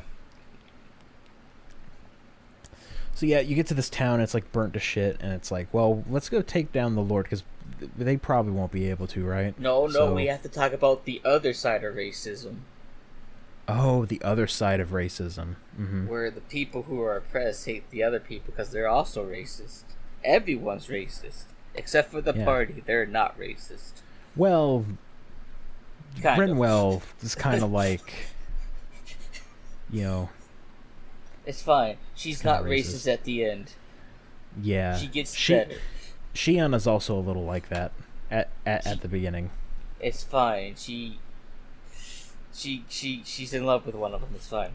It's fine. They cure their racism. Anyway. They cure their racism. So you go to this like weird dungeon, and it's like, oh, someone's been conducting science experiments here. I wonder who would do that. What's going on? Why did this Lord run away? Could they really have been defeated by the Renans? It looks like they're growing some sort of fruit here. Oh no. And then you beat a boss there, and you run back, and she's been captured. They captured the Lord, quote unquote. And yeah, they're getting ready to kill her. And they're gonna burn the witch. Yeah, they set her on fire. As they're drinking their wine. Uh-oh. But no, it was made with the fruit of Helgen. And they all turn to mercury and die. And then she disrupts the fire and like burns her rope. Mm-hmm. But I don't really like her outfit. I think it's kind of stupid. Yeah, she looks kind of dumb. Like, here's half this size of robe, the other half titties out. Like... I don't know. It's like she's like stuck like a bikini and like a coat robe or something. Stick them together. I don't know. I think it fits her personality. She's just kind of a bitch. Yeah, I mean, yeah. She did kill Rinwell's parents. Yeah, oh yeah. You find that out. It's like, oh yeah, I found Diana's I could use astral energy, and I killed them. I fucking loved killing them. It was so much fun. I stole this art that lets me summon Zoogles. So I like how they brought that up. She stole that art specifically, the summoning Zoogle one, whatever. Yeah. From like Rinwell's parents. But Rinwell's not a summoner, and I feel like that's kind of a missed thing. She should be able to summon shit. Yeah, I think that would have been interesting to add to her kit. Just make her like a summoner character. Yeah, make her Yuna from 10. Except don't put a big long animation. No, keep the animation. Okay, yeah, you're right. That the long animation is pretty soul. You mean like feet? No, I'm talking about soul, like the energy. Like feet? Like feet? No, Like any no, shoes? no, what the fuck are you talking about? We're not talking about feet. Oh. Anyway, so what the fuck is her name? Almedria? Something like that. The bitch. Yeah, she fucks off to a boat, and you fight. You gotta figure out where she pet. went. So I like how like they have the quote unquote hidden wharf that's behind like the stone wall, whatever. Mm-hmm. I like how I found out like I was just kind of exploring. I was like, well, something clearly happens here. I also And then it was found like, that. I was like, oh, now there's a hole. How did we miss this? And like because it wasn't there before. Don't worry about it. It's like it's like when you try to go to that post game tower and there's just like a wall there. No, yeah, there's just the fucking like one Yeah. boulder. Anyway, so yeah, you get a boat. You talk to this dude who's like, I got a boat. You wanna go They find took her? off on this fortress boat. So anyway, you take your boat over there. This is the area that has a missable owl, which It does. I'm glad people told me about that. So, apparently, it's not exactly missable because it will Okay. wash up on the island. Apparently, Really? Okay. I mean, I found the owl, so I don't know how true of a statement that is. Yeah. But apparently, it's- none of the owls are actually missable. Okay, that's good. One of the things I really like about this game is nothing is missable. It was that's been a problem in other Tales of games. Yeah, Is that there's been like missable shit, and here it's like if you miss a skit, you can go watch it at a campsite, yeah. which I really liked. Like this game has a lot of really good quality of life changes like that. It does. So so you we're go on to the the- boat. Yeah, you go to the boat, you do the boat dungeon. There's nothing much happens there. And you go to the engine. It's like, this is a starship engine. Oh yeah, that's weird. They use a starship Hmm. engine, right? Yeah, that's weird. Anyways, Yeah. Anyway, ignoring that, you get to the deck. You can go fight her. The boss. Oh no, we missed the moment back at the town when Ridwell's going to kill her, and Law's like, "No, you can't. Revenge is bad." Yeah, it's part of And then Law's Ridwell, development. and then Ridwell's like, "Wait, how come you get to have your vengeance quest and I don't?" And Law's like, "Shut up." I mean, he really doesn't like, because he wants that vengeance, and he like stops like it's like a part of his character arc. I just felt like this is just more the game wants to have his cake and eat it too. I didn't really get that, but I did. Anyway, so back on the boat, and Rinwell's like, I'm not going to have vengeance, but then I'm going to have vengeance. yeah. So you fight her. You fight this evil bitch. And her dragon. So the custom QTE for this fight, did you get it? Yeah. I missed it the first time and I died. Which Yeah, no, like it was on there for like 5 whole seconds, and it still let me push it. I think part of the reason why is because I didn't have Renwell in my party. I had her in like the sub party, and yes. and the prompt, it was kind of up there and I couldn't really see it. And it's like hold L2 and press like right on the D-pad. You know, Rinwell was in my main party, so I was just like, oh yeah, push right or whatever, and she absorbed the attack, and then you just punch her in the dragon. Yeah.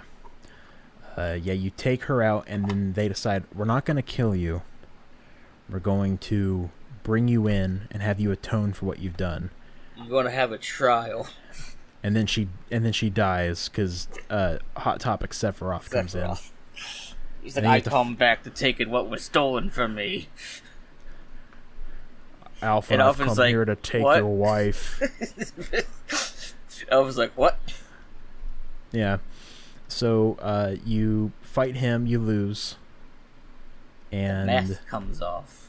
Yeah, the mask finally comes off. He's trying to take Elvin Shion. goes full sicko mode. And then goes trying to take Shion, and then he feels pain again. He can feel the pain, and he... Shion is taken aback, and it's all depressy spaghetti. Yeah. And then Hot Topic Sephiroth takes her into the water, and they swim away as he causes a tidal wave. Yeah, and then is this the part where we have the really big flashback? Yeah. Anyway, so you have Alphen's flashback, and he's in like a science lab. He's on a spaceship. Yeah, he's on like a spaceship in a science lab. They're doing an experiment with him, like he was kidnapped. Experiment. Yeah, and there's because there's this part at the beginning where Alphen goes to Shion's like, "Do I know you from somewhere?" And it's like, no, and it's like, no, I've never met you. How would I even know you? Like, you don't even Yeah. know who you are. He's like, yeah, I guess. Yeah, that's a good point. So anyway, you go and you're seeing what happened, and it looks like Alphen is responsible for like this big explosion and fire. He in murdered the city, millions. in this city on Lenegis, the moon between Dana and Rena. It's a satellite. Yeah. And so he remembers what happened and how it's like she put this mask on him. Shion's great grandmother for 300 years ago. Yeah, exactly. Spoilers, Elvin's over 300 years old. Yeah, he was in like cryo sleep. He's the Avatar. Oh fuck, it's the second Avatar joke. It's like, no, you said we were only gonna have one. Surprise, second Avatar joke. He was the boy in the iceberg. Anyway, so Alphen wakes up on the beach, and now he's feeling pain. He feels like shit. Is this what pain feels like? Yeah, and so you fight enemies with a Gimp moveset because he doesn't have the blazing sword. And then, like, you're rescued by Rinwell and Dolahim. And Rinwell's like, oh, you're back. And Olman's like, you can feel pain now. He's like, how do you know? He's like, I observed you. You look like shit.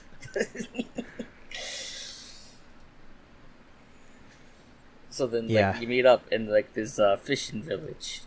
Mm-hmm. Yeah, and you do some stuff for them.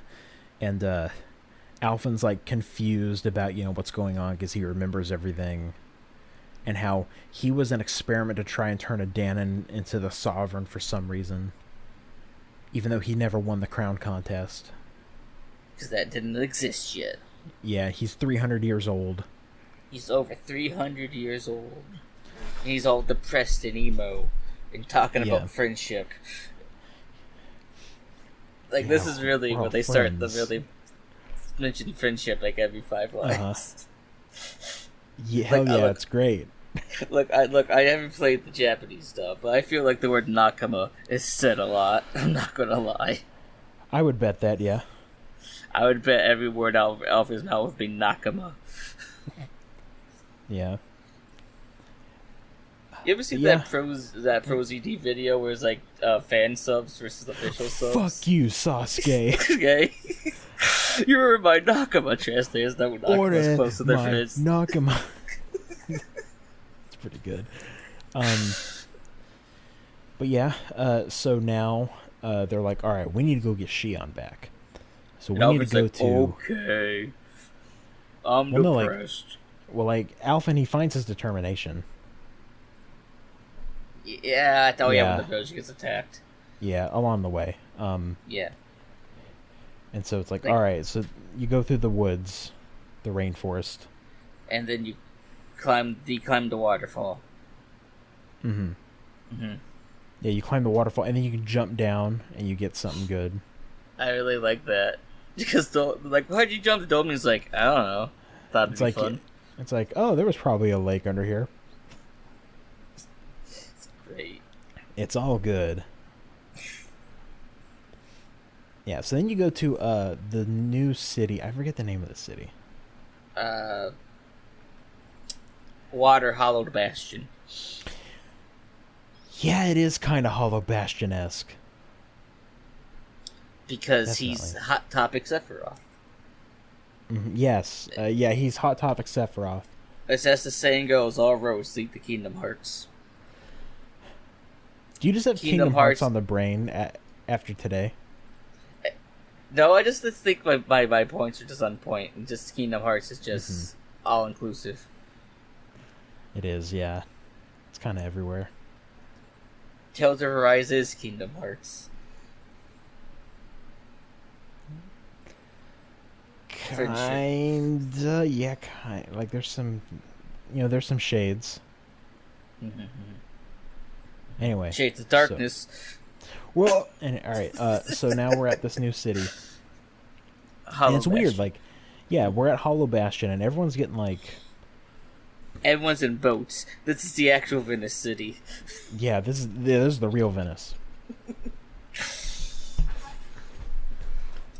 We're in Italy now.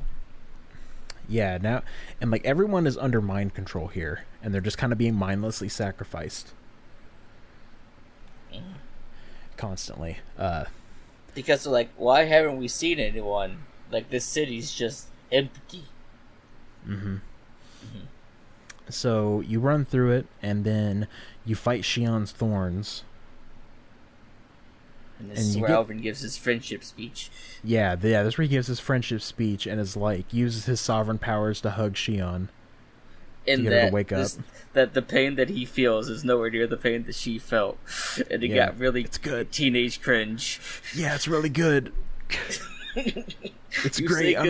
It's great. I know what you're talking about. Oh, Brent. No.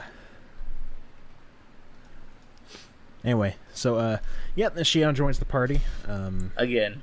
Yeah, again, we finally get her back. Alphen uses the blazing sword, because he now has access to his sovereign powers. Quote, unquote. This burning pain is nothing near the what Shion and all of you else felt. I will carry everyone's pain. Yeah, it's good. Teenage cringe bullshit. I like this shit. Hell yeah. Anyway, so you go through a dungeon, and now you get to fight Hot Topic Sephiroth. You get to fight Hot Topic. Oh. Also, it's the Sovereign.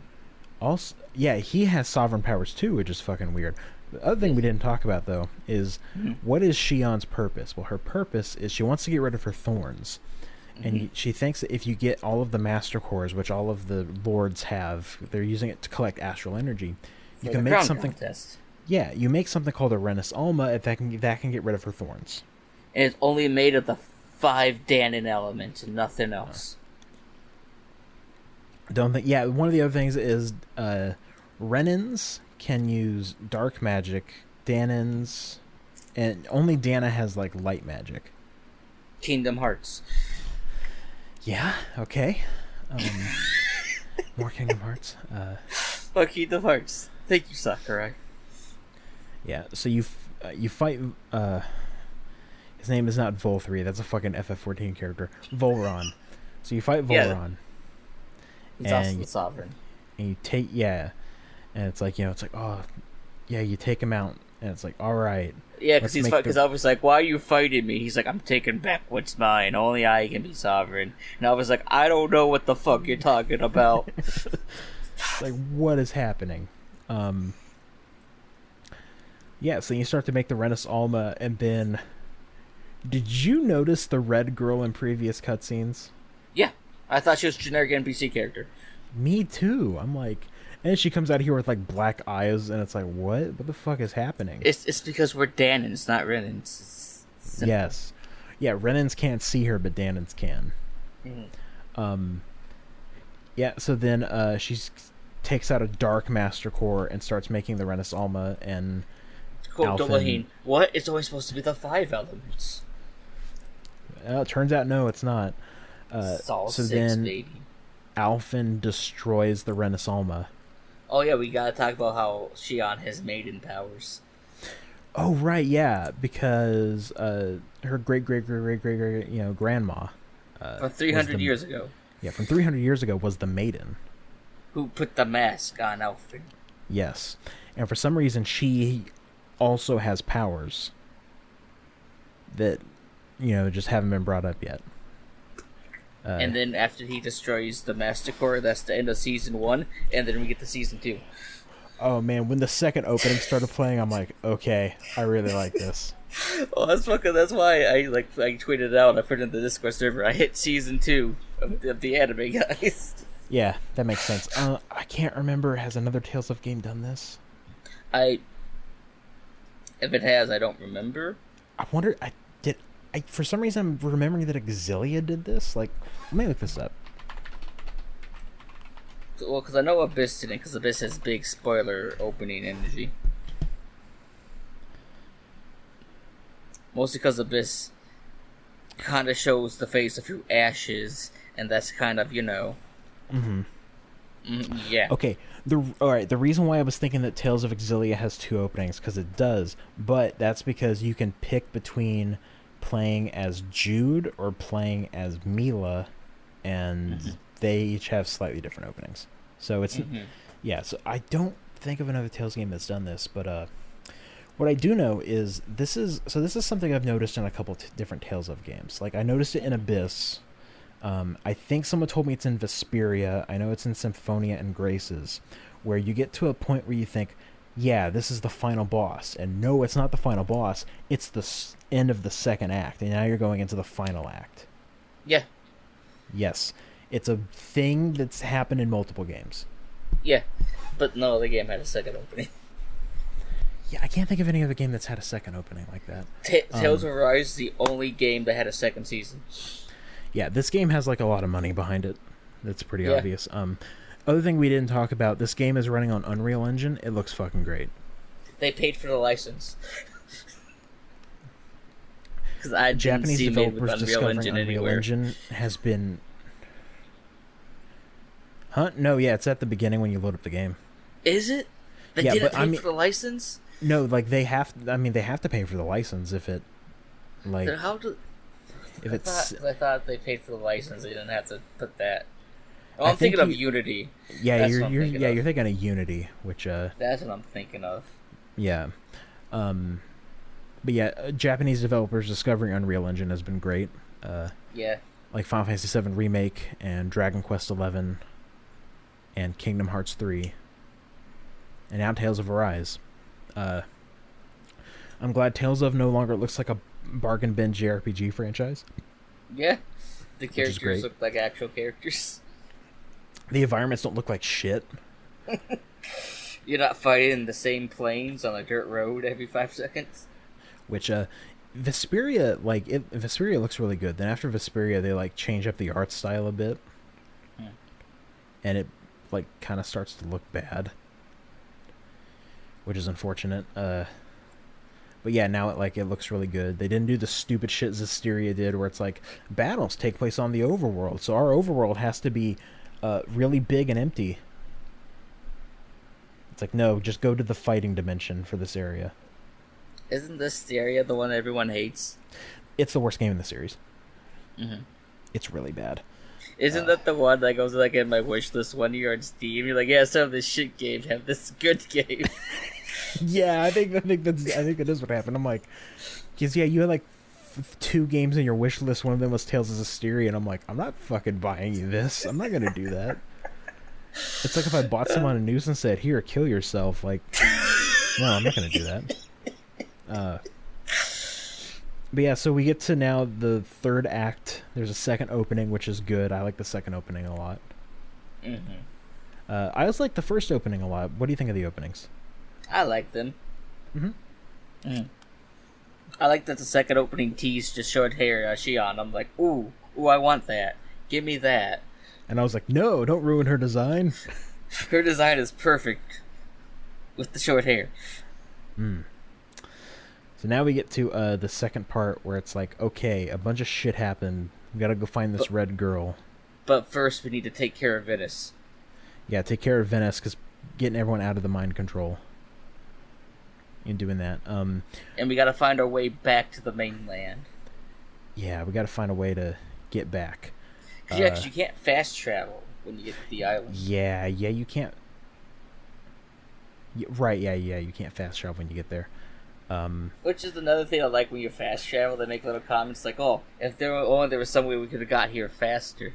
It's like, no, I'm playing this on the PS5. There's like no load times. No load times. What's really interesting about the PS5 version is that it's 14 gigabytes smaller than the PS4 version. That's like, loading times, baby. But yeah, less redundant data. Hell yeah, I love next gen. Anyway, yeah, because earlier on, like when you leave the snow place to go to the anime Venice, Alvin's like, "Hey, Law, what's that gate?" He's like, "I don't know. That drawbridge is never down." And then it's like, "Oh, we put down the drawbridge. Whoa!" And now we connected the island to the snow place. Yeah, that's how they all connect. And so their objective is to go up to Lenegis, the satellite. Gotta find a spaceship. Yeah, and then it's like, well, Alphen probably came down on a spaceship. Is there just come down on a spaceship? Is there just a spaceship around here that no one's noticed in 300 years? Let's check the library. Yeah, they check some stuff, and it's like, oh, you go back to Caligula. This meteor fell 300 years ago, and no one knew what it was. It's like, oh, if you make a left in this cave. Whoa, how come no one's been here in 300 years? It's really weird that, like, no one's been over there, but... It's because there's the giant fire demon inside. Oh, yeah. Oh, no, we forgot to talk about how Linda gets shot down the thing. The wedge. We completely skipped the dungeon. Yeah, this does happen before that, huh? Yeah. Yeah, so they shoot down this new dungeon and also a bunch of lights. The lights are one of the lights is like the bonus dungeon. Bonus fights. One of the bosses. One of the lights is like a boss you fight later. I forget what the other two are. They're all the bosses. They're all the bosses. Secret super bosses. Yeah. Okay, gotcha. Okay. Except for the fire one.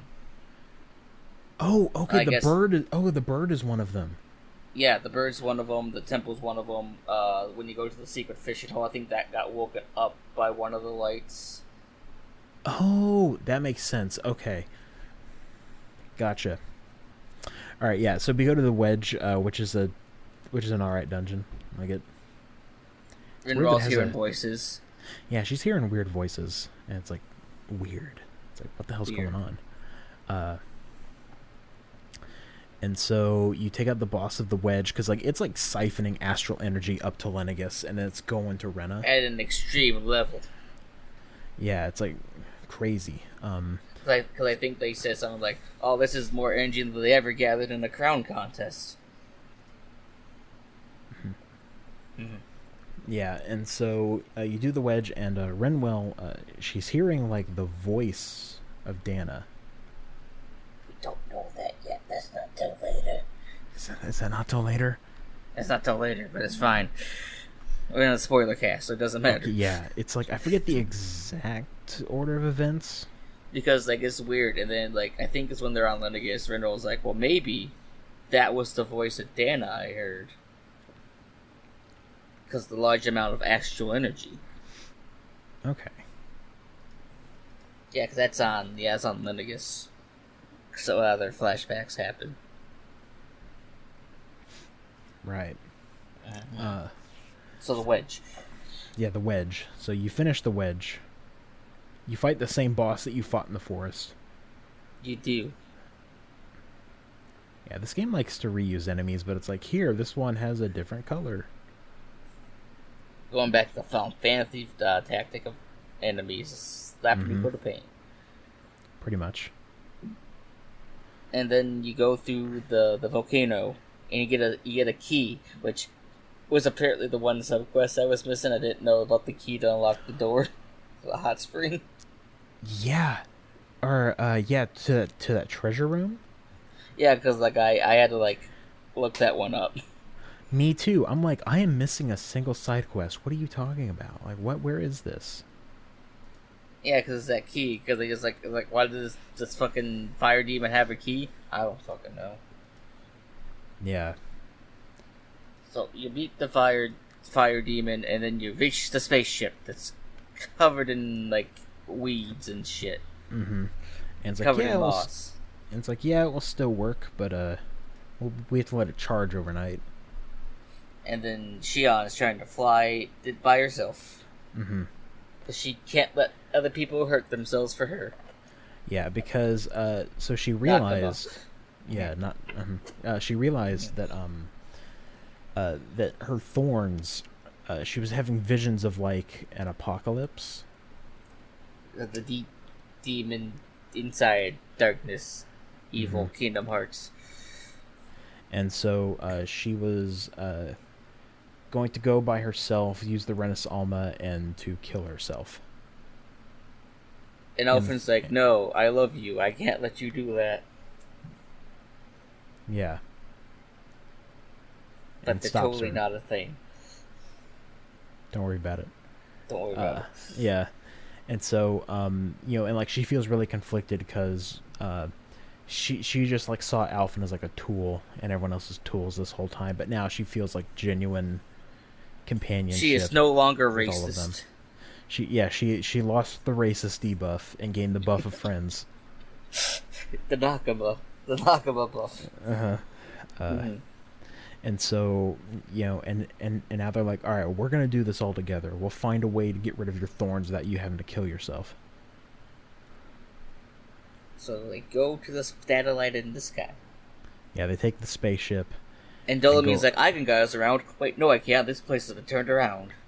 Yeah, it's because whenever the wedge came down, Lennigus like transformed and moved a bunch of shit.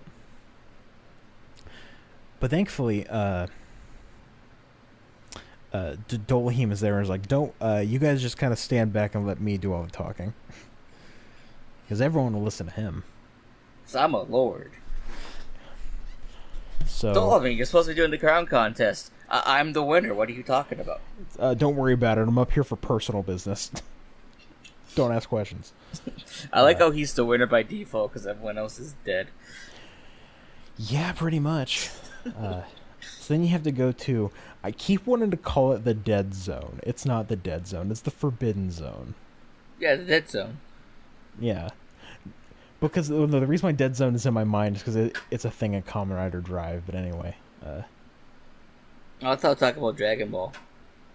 Yeah, it's also a thing in Dragon Ball. Dead zone. Death. Forbidden. Anyway. Dark jutsus. I don't know. So yeah, the whole reason why you're up here is to try and figure out, like, what's up with this? Like, why was Alphen selected to be the Sovereign and all this other stuff? Why is the crown contest? Why is there a Forbidden Zone? Why do you even call it the Forbidden Zone? This is where Dolomine gets character development. Yeah, he gets character development because he sees his old friends, and whenever he murdered his friend who was like, I'm gonna go all out, killed him, did not tell his fiance that Dolomine's fiance, the guy who died. Yeah, dead guy's fiance was not gonna. Dolheim didn't tell his fiance that of like what his friend did, because he didn't want her to know. You know, like since like you know like she cared about him so much. I'd rather her hate me than know his dark deeds. Yeah. And you realize, like, oh, okay, this is kind of what Dolheim's deal has been this whole time. And he's also an anime protagonist. Right, he loves the violin. He does. The music. Oh yeah, because we get to learn that the not only are the Renans racist, they're also classist. Oh yeah, you also learn that. It's like, oh man, you guys are full of work, huh? Because his best friend's fiance was a lowlife, but she could play the violin pretty good. So he was like, why can't that be what decides how we are received and not our class? And they all bonded over music and like, yeah, we love music. Music. Yeah. And you go to the Forbidden Zone. Now, do we get the big reveals in the Forbidden Zone? We do, because when you get to the Forbidden Zone, that's where that's just the laboratory that Alvin was in. Yes, okay. because I was trying to remember, like, is this where we get it, or we did get it like a little later? No, this is where we get like 2 hours straight of just like plot.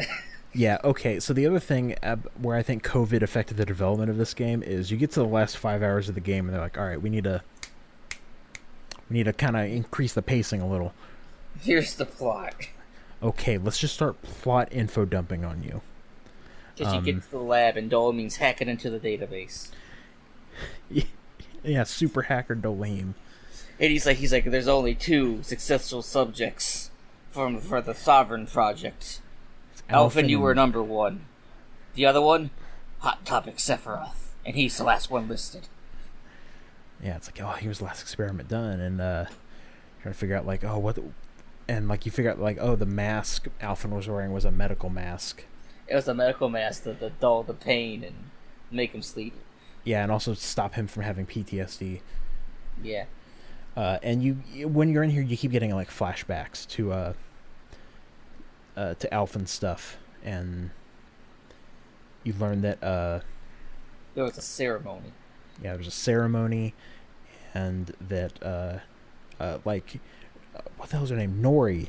Nori is her name. Yeah, like whenever she put Alphen into deep sleep, cryo sleep, there was like a 10% chance of him surviving.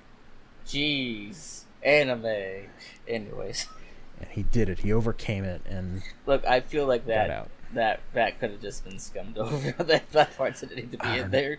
I don't know. I'm all right with it. Stop based is cringe.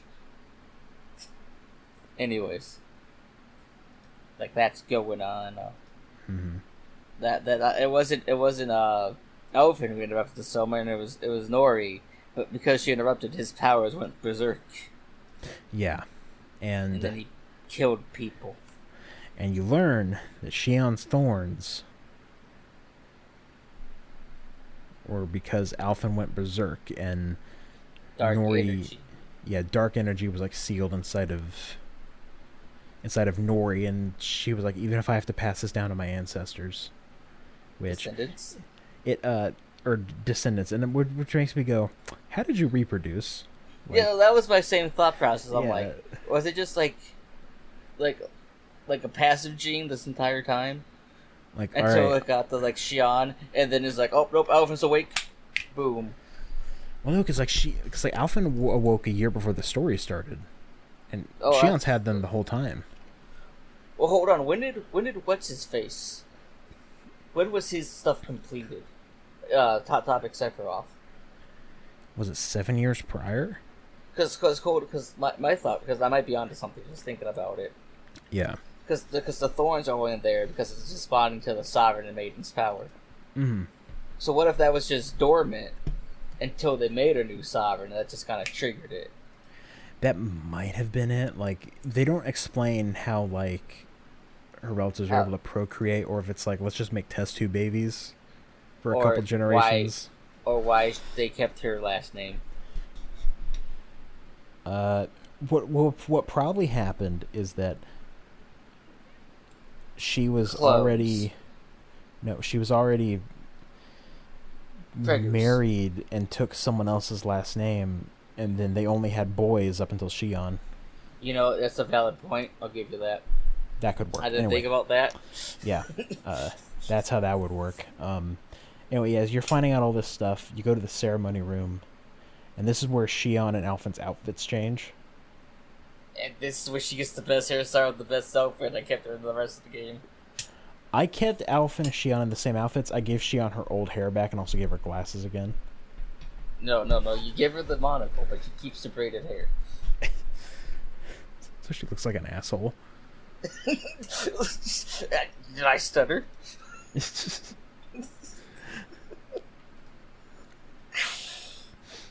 Yeah. Look, Fred, I know what I like. Yeah, me too. I know what I like too. Anyway, so you go past the ceremony room to find out what's going on, and then you see the red girl. Emo Sephiroth is hung up on the wall. Yeah, and the red girl fucking transforms into something weird looking. To a fucking alien. Fucking alien. I'm like, what the fuck do you mean? Like, what is going on? I was super confused. We don't get the alien reveal yet. That's not till like another hour in, but still. Oh. Yeah, man. And it's like, what the fuck is happening? And then you fight like clones of her. Oh, so they're all the same. So they're all the same species. They're all using the same disguise to be multiple places at once. That's why they all look the same. Yeah. Yes. And Because so the room you're in is supposed to be a substitute for the maiden. Because in the test results, it was like, oh, the maiden was the problem. They couldn't control the sovereign. So there's if an only artificial this room. woman didn't have emotions, we would have to build this room. Yeah. And then Evo Sephiroth's like, you think this wall can hold me? As he rips one arm out but keeps the other arm in. And then I'm pretty sure that room gets blown up. Yeah. Everything's blowing up. Everyone makes it across except Shion, and Alphen's like, I got you. She jumps across, grabs her, and then they leave. The Thorn comment, this pain isn't nearly what you dealt with to the spaceship. Yeah, and it's like, alright, we need to go to Rena. Let's figure out what's going on there. And then they get a know you, and the aliens show up. They And surround like, the ship. Like, lol, no, teleport. Yeah, and then they find this, like, abandoned space station. No, first you get the cutscene of the energy. It stops flowing, then it super flows from Dana straight to Rena. It's like, oh man, they're siphoning it even faster now. And then you go to the space station, and this is where you learn aliens. Aliens, like the dude from the History Channel. This is where you learn that the writers of this game really like watching the History Channel at 3 a.m., but ignored the Nazi part and just focused on the ancient aliens. Yeah, this is the part where it's like, okay, we need to get this pacing. We need to keep going. Because, you see, the Renans are just Danans. Dun dun dun.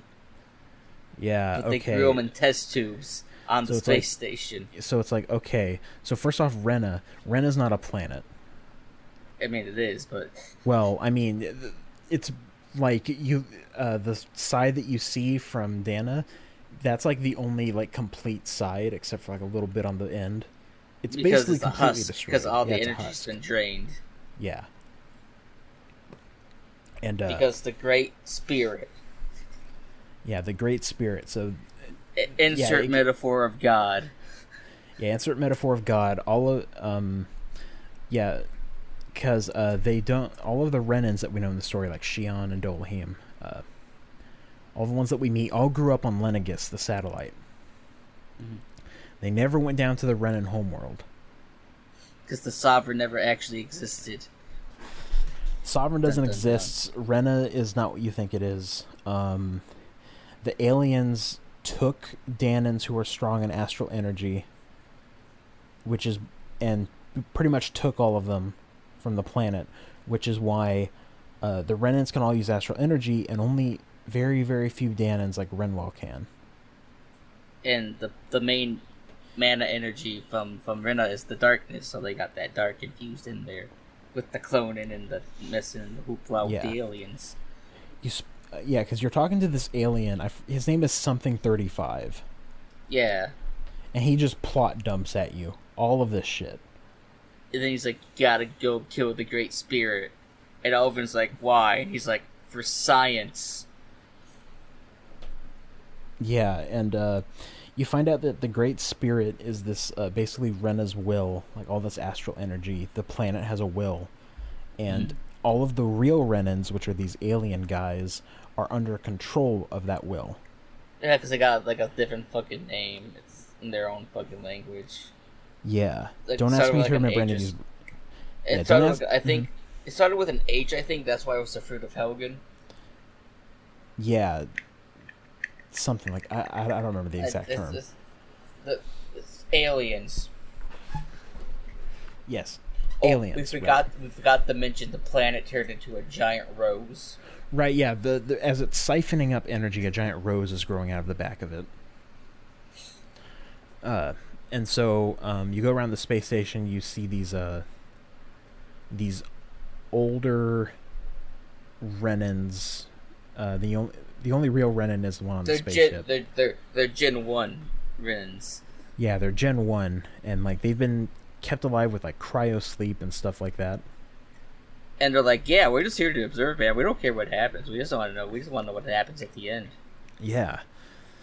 So they're like observing everything, and then they come to the decision. It's like, all right, we're gonna go take out the Great Will, but we're gonna do it in a way we can save Shion and her thorns. We're not gonna sacrifice anyone. And he's like, no, you're not. And Alvin's like, then we're not going to leave, and you don't get your test result. And he's like, well, you got me there. It's like, damn, I thought I could really do this. All right, I guess I have to listen to you. And he fixes the spaceship. Yep, fixes her spaceship. On to the final dungeon. And then you turn around and go do all the other shit. Yep, there's new owls to go get, so you go get those. That's your post-game owl shit. Well, you can also just get them all now. I mean, no, that's what I'm saying. Like, you're like fucking post-game, like the new game plus shit. That's how you transfer shit over. Yeah, so yeah, you get artifacts, and the thing with the artifacts I think was cool. Did you ever look at them in the menu and it's like, oh, this is from this is Pac-Man. Bandai Namco references. Yeah, I saw in the credits. I think one of them is supposed to be a reference to Xenosaga, but I never saw. No, there is. It's a helmet. I forget which one it is. Oh my god! Clearly, fucking Cosmos' helmet. I don't think I got that one. Hold on, I'm gonna look up which one it is because I got it. Yeah, I'm like, oh man, when Brent sees it, he's gonna freak out. Because I saw Xenosaga in the credits, and I'm like, I didn't see an artifact from that. Maybe I didn't look hard enough, but yeah, you look that up. Yeah, this is when I did all the fishing. I went around, did all of the side quests that were available. Overall with this game, I liked all the side quests. Mm-hmm. I didn't have any issues with them. I liked the one where at the beginning of the game, this guy's like, hey, Shion, what kind of outfit should I wear? And you tell him. Oh, yeah, that fucking guy. Yeah, and you don't get it until the end of the game. Wait, and it's just like, yeah, you kind of like look like shit, but yeah. So I know, where is it? And then I really liked the wedding side quest that you do. Oh yeah, that one's great. Yeah. You saw the weapons you get from it, right? Yeah. Yeah. Oh yeah, no, because I fucking used I used those for a while. Me too. I put Alphen gets the wedding cake cutter, and yeah. Shion gets the bouquet gun. Yeah, because like for some reason, like the whole thing about them getting a bouquet, it's like this whole big thing, and Alphen's like, "Oh, I got you a bouquet, Shion," even though it's just the name of this gun, and she's like, "You're fucking stupid." Leave me alone. And I was like, yeah. What did I do? Yeah. Yeah, overall, like, I didn't find any like the side quests annoying or anything. One of my favorite side quest chains is the food guy. Oh yeah, he's great. It's like, oh, bring me these ingredients, and then you'll get like a new recipe from him. And one of the things I like about the game is when you do a side quest and you talk to someone and it's like a collectathon side quest and you already have the stuff, or you already killed the monster. Like, oh, here you go. Yeah, it's just instant. You don't even have to talk to them again. It's great. Was it a DLC artifact? I don't know. All the DLC artifacts aren't related to any Namco property. Hold on, where's my controller? I'm just gonna turn on my PS5 and look real quick. Okay. Yeah, you can send that out. But yeah, you turn around, you do a side quest, find the extra owls, do that stuff. Like me and Andrew said before, the owl conversations between the king and queen and Shion and Alphen and interpreting them is really good. We gotta talk about the hot spring. That's post game, not yet. Is that post game? Yes, it is post final dungeon. Yes. No. You can do it beforehand. I didn't see the side quest prompt. I went around. I did every single side quest prompt I could find. No, because I know I did it beforehand. Or okay. Did I? Or maybe it was post game. Yeah, it is post game because before the final dungeon I checked every single thing on the map to see if there was any side quests, and I didn't see anything. You know, I think it is post game because I'm thinking because a certain comment gets said, and my brain's like, yeah, that's why it has to be post game. Yeah.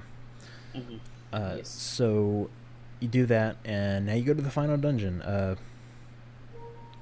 I remember seeing someone say, "Oh, the final dungeon's such a slog," but I'm playing it. I'm like, "This final dungeon's fine." Like, it's the Neat. pretty much the same kind of thing with like the other dungeons. Only thing Go is ahead. that there's a part where you have to go through teleporters to do Yep. fight enemies, and that's where you get like Yeah, some yeah. of the best equipment. Yeah, the fucking special rooms. Yeah, if you do all of them, you unlock a fast travel point. Yeah. Where are the field guide? Yeah, just tweet out the image, and I'll see it. I know I saw it. Mechanical doll accessory. Off the radar, headgear looks splendid with a floral companion. Don it brings about a respect for order. Xenosaga Episode 1. Something in German. Okay, tweet that out. I want to see it.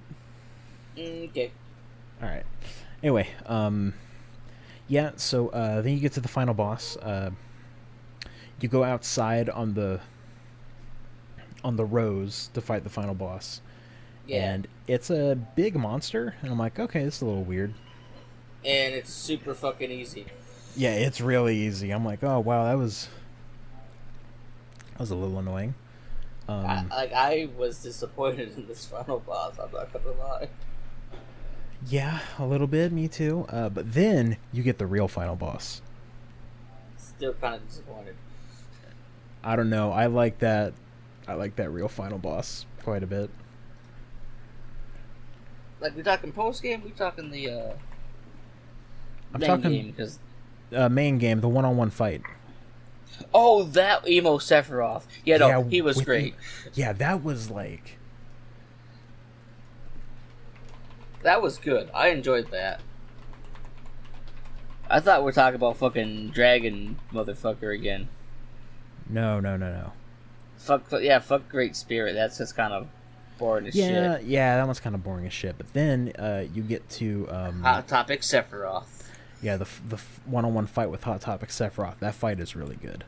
That fight's good because he even has a fucking Sephiroth cloud moment. Yeah, you get Mystic art. yeah. Oh man, the cutscenes is great. Ugh. You get like the really good transition cutscene, and then you get to the point where it's like Alphen is just using the blazing sword. Only the blazing sword. He's not even taking damage anymore. Because that's He's just how gone good past damage. Because the power of Nakama and love. Yeah, it's good. Because Shion's like connected. Because she's going to sacrifice herself. And Alphen's like, no, I won't let this happen. Oh no, that's after because yeah, he that destroys is after. Sama. Yeah. The one-on-one fight with Hot Topic Sephiroth is great. It's amazing. It's good. It has a really good mid battle cutscene that plays. Mm-hmm. Yeah, it's good stuff. Everyone gets to pull off their mystic arts together. Yeah, everyone. Yeah, at the end of the Great Will, everyone does the mystic arts, or not the mystic arts, the strike attacks. The strike, yeah. Yeah, those were good. So yeah, then after the final boss, it seems like the only thing that that can save it is Shion sacrificing herself. Even But then, because they brought up at the start of the game how fucking Alphen, I forgot his name for a second. Holy fuck! yeah, How he fucking absorbed it into like the fire source. Like, why couldn't he do that now? And she's like, no, you kill yourself. I'm not gonna let that happen. So she's like, kill me, and he's like, I'ma absorb the energy into the sword. it's like if we get maybe Dana has a will if Yeah, like maybe if we pull a Dragon Ball Z moment. And maybe if we like get everyone together and like get Dana's will to save you and everyone. Mm-hmm. And he does that, sends the big beam into the sky, and then the credits hit. and you get the epilogue in the credits. Yeah, it's a little abrupt. The epilogue in the credits thing is also something that Berseria does too. So then you see that they join the planets back together to one, and save everyone. And you get the you get little illustrations for kind of as the adventure went through. It's like, oh, here's Shion meeting Alphen. Here's their wedding. What effect does this give you? Off the radar. So I think that's not that should avoid the combat. I'm pretty sure. Where did you get this? I never got this. Players will find it in a red chest after defeating Pearl in the final rift found in the Otherworldly Visitor subquest. Oh, I didn't see that red chest. Okay. Yeah. Damn. Okay. All right. Cool. Gotta go find this chest. He needs the item. You don't understand how much he loves Xenogears. There's Xenosaga. Yeah. Whatever it's called. Anyway. Yeah, so you get the epilogue over the credits, so, you see what everyone's doing. Kisara's, doing her fishing thing, and... Is Dolane doing music again? I don't remember. He is. He's playing music as he's now the, He's the new sovereign. He's in charge. Mm-hmm. And peace and justice to his new empire. Yeah, and, you see what everyone's doing, post-game... everyone seems to be doing good, and then you get to Shion and Alphen, and they're living together. They're married. Yeah, She's yeah. baking bacon. He's coming home from a long days of work. Yeah, you see the wedding that happens. I wish you unlocked their wedding outfits, like everyone's wedding outfits as like post-game costumes. That would have been great. Yeah, I was talking with Rusty about it a bit. It's like, yeah, that would have been really good if they did that. Patch it into the game, Bandai. Come on, you got this. We live in the saga of patches. I mean, you're putting fucking Kirito and Asuna in this game. Come on. Wait, hold on, what? Oh, did you not see that? No. Yeah, there's gonna be a DLC boss fight with Kirito and Asuna from Sword Art Online. And you unlock costumes and stuff. Hold on, I'm gonna find this. Thanks, I hate it. 2 years worth of semen. No, shut up. Don't bring that up. Oh god, oh here we go, hold on. I thought you found 2 years. No, I did not. No, I didn't find a bunch of semen. I found the costumes. I'm gonna send them to you. Oh, I'm gonna hate it. Oh, I'm gonna hate it. Oh, 2 years worth of semen came out. Oh. People are gonna be very confused. They don't know about the light novel. Yeah, you fight Kirito and Asuna, get new outfits for Alphen, Shion, and Law, Kirito's weapons, and an exclusive mystic art. This isn't something new to Tales, like they've done this a lot. Tales of Graces has Code Geass costumes. I've never seen Code Geass. Code Geass is great. It's also fucking stupid. That's what I've heard. There's that part where Lelouch like, I have a student festival and a coup d'etat to run. There's a big pizza. Oh yeah, isn't that the fucking anime that has like the Pizza Hut? They only paid for Yes. one episode, but they just kept putting it in because it was free advertisement. Yeah, it's really good. But yeah, you see like the wedding stuff, and I really like the ending. It feels a little abrupt. It was a good ending. Yeah, but getting the epilogue through the illustrations is nice. Well, because I thought to myself, like, I wonder how they're going to do post game if this is the ending. It's like, oh, you'll be put right back for the final boss. I'm like, yep, there we go. Yeah, that's how several JRPGs do it. So I'm like, yep, we're going this route. Yeah. What was I thinking? I was gonna say something. Oh, there's something with the ending which I saw someone complain about, but I also think they don't understand the character arc of the game. There's a part where Alphen is talking to Volron, and he's like talking about forgiveness. Do you remember that? Yes. Yeah, because he's like, I'm going to forgive you, because we're going back to the whole vengeance thing, because Elfin learned, no, we don't kill, we forgive. And then Volron's like, fuck that, I'm going to blow myself up. Yeah, and I saw someone complaining... Because he fucking survived exploding, so you tell me he survived the Renaissance explosion? Yeah, who knows if he did or not, but I will say I think that moment, like, I think it fits in with, like, the themes of the game and Alphen's character arc and stuff. But yeah, I feel like that... Oop, hit my mic. I feel like that really ties into the themes of the game and stuff, and I think it makes a lot of sense. But yeah, the ending is really good. Then you unlock post-game stuff. Now we can talk about the hot springs. Yeah, there's some post-game side quests. The pancake side quest is one of them. It is. It's really great. Actually, is that... No, that one's not post-game. You just have to make it to Rena. Okay. And then you can do that one. Okay. Because to make her book, you need to kill one of the enemies there. But it's not a post-game enemy. Right. Mm-hmm. So let's see. One of the like the post-game quests is like you get that quest where you go fight a strong enemy in Caligula, and you get that note from Zephyr, which the enemy was holding for some reason. Not post game. You can actually do that before you finish the game. The only ones that are strictly post game are the Otherworldly Visitors, the boss rush, and I guess the hot springs.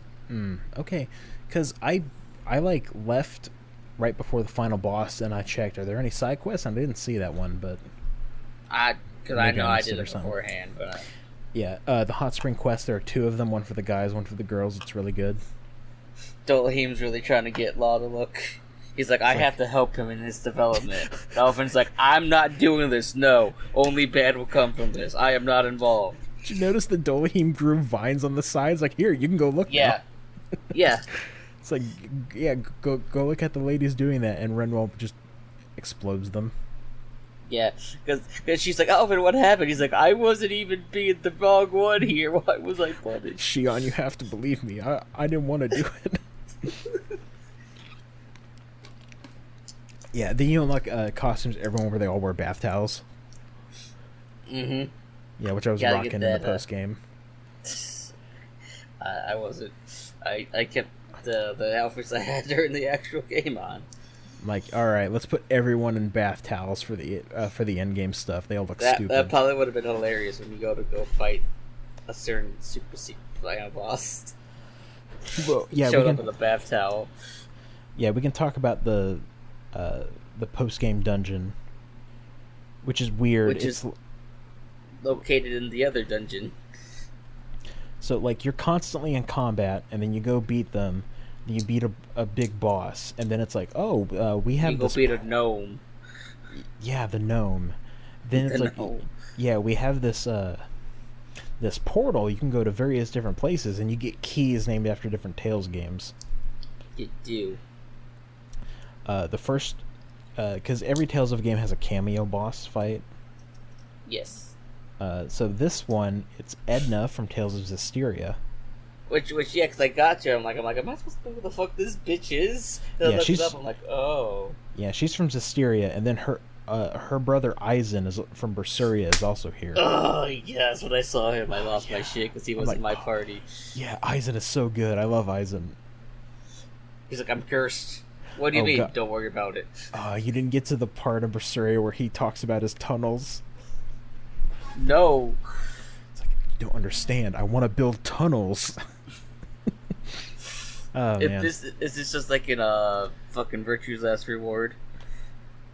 With the termites? Kind of. Eisen just really wants tunnels. It's a 02 really wants termites. Yeah. Anyway, the fights with Edna and Aizen are pretty good. They are, and then And then you fight them together. Yeah. I was for sure thinking, like, okay, if I kill Edna immediately, Aizen's gonna, like, get super powerful, so I get her down to low health, and then try to beat him, and then I kill Edna, and I'm like, oh, no, he doesn't do that at all. Okay. Like, I was gonna go for her because she's easy, but Isaac kept getting in my way, so he just kind of died. I'm like, oh, okay. Yeah, I'm like, okay, I wasn't sure about Tales of Zestiria being the only cameo battle, but because you get Aizen from Berseria, I'm okay with that. I think that's fun. I think having both of them is a fun time. Then you get the final boss of the cameo stuff, and it's fucking the final boss of Tales of Xillia 2. Yeah, Kronos, or whatever the fuck his name was. Yeah, and that's a fun fight too. I like that one. And he's shit talking the crew. Yeah. What does he say to Shion? I don't remember, but it really pissed Elephant off. I don't remember either. Because, like, he says some shit, and I was like, oh, hold on a second. I'm gonna kick your ass. He's like, if you could try, and then you kick his ass. He's like, yeah, I'm just gonna leave. Fuck you. Yeah. Yeah, because that's where you get the demon arms.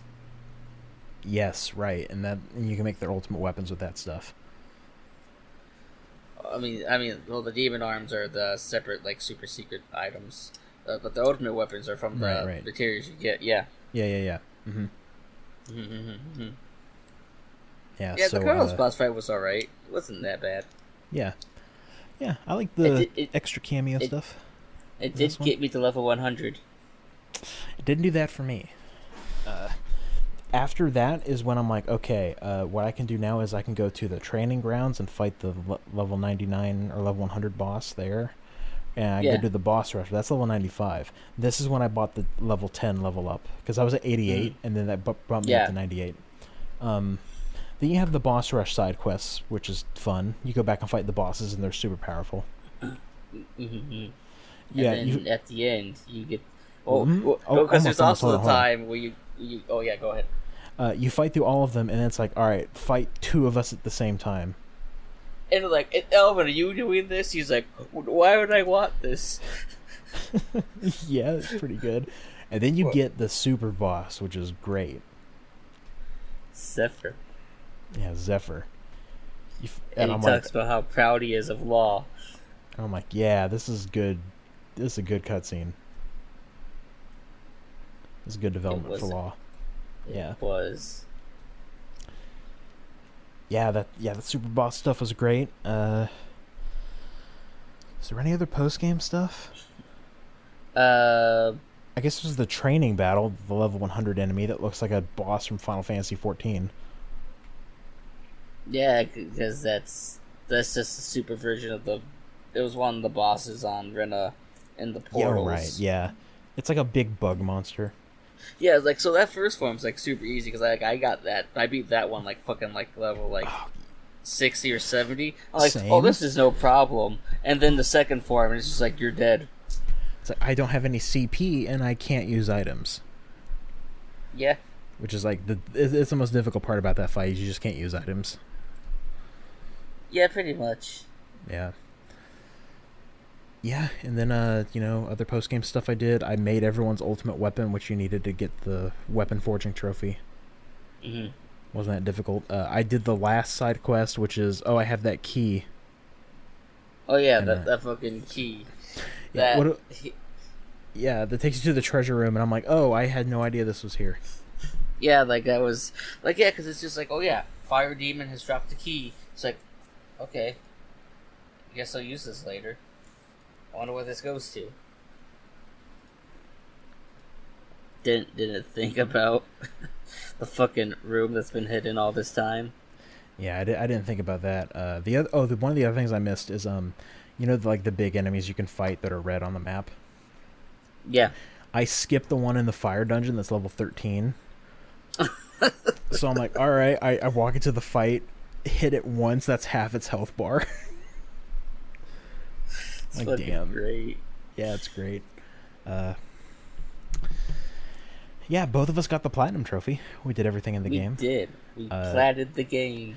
Yeah, I like that nothing in the game was missable, which I guess because you told me the owl washes up on the shore, I guess. Yeah, because I read that somewhere. Okay. Yeah, but like none of the trophies are really missable. If you do all of it, you end up seeing everything in the game, which is great. Yeah, it's Tales of Arise is a really fun time. Like I said, I think it's my second favorite in the series. I enjoyed it. Yeah. My top three go Abyss, then Arise, then Berseria. This is definitely at number one, and after that, it's just all kind of vague and all kind of clumped together. Mm-hmm. Yeah. Mm-hmm. Yeah, it's really good. I'm really looking forward to what the series brings now. Like, Zestiria fucking killed my hopes in the series to where I'm like, all right, I'll buy one more game, and if that one's not good, then I'll just give up. Then Berseria comes out, and it's one of my favorites in the series. So, Berseria reignited my hope in this series. Arise makes me excited to see what happens in the future. Death by mediocre, Rise by Kino. Oh man, it's pretty much my opinion on Zestiria and Berseria. I really hate these fucking costumes. the sword art costumes. I just look at it. I just saw the trailer for the boss fight. Oh no, I hate this. Shion's looks fine on her, but like Alphen, like dude, that looks bad. I hate it. I hate this boss. Like it's fucking Kyoto Roden bullshit.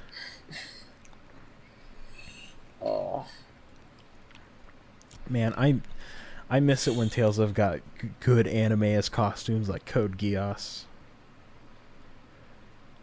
I don't even know what fucking modern anime they would put in here nowadays besides this.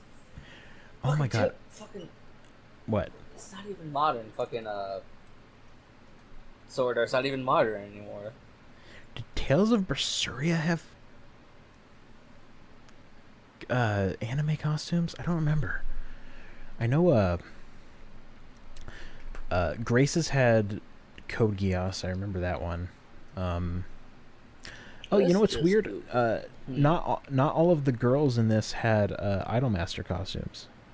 Yeah, only Rinwall. Yeah, because Shion had Code Vein, and what did Kisara have? It was a skin suit. That's all I remember. I don't remember. I got the PlayStation app open. Let me look at Tales of Arise. Let me look at this. Add-ons. That's the collaboration costume pack. Here we go. Tekken. Okay. All right, that's what Kisara's costume is from. Ah, yes. Let me look up. I'm gonna look up. Let's see. Tailbird. Surya. Here we go. Add-ons. Let me see here.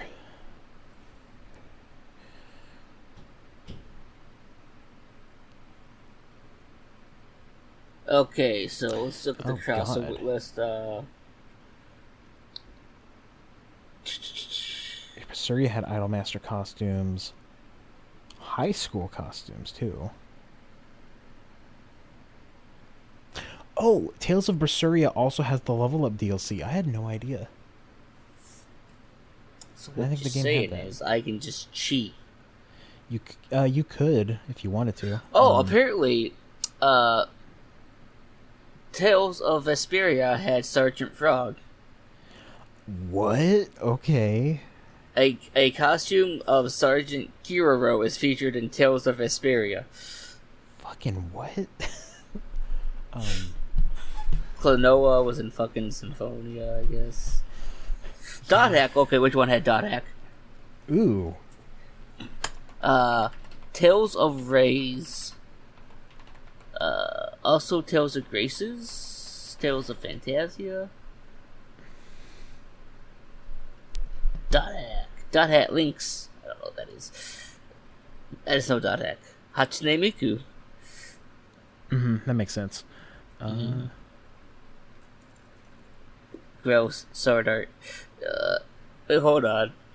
Okay, I'm like Smash Brothers. I'm like, oh yeah, that's right, Lloyd. Yeah. Hey, Brent. What? Gintoki, Karuga, and Chusiri and Sugira from Gintama and Pierrot Tales of Rays. Tales of Rays? Is that a mobile game? Probably. Let's look it up.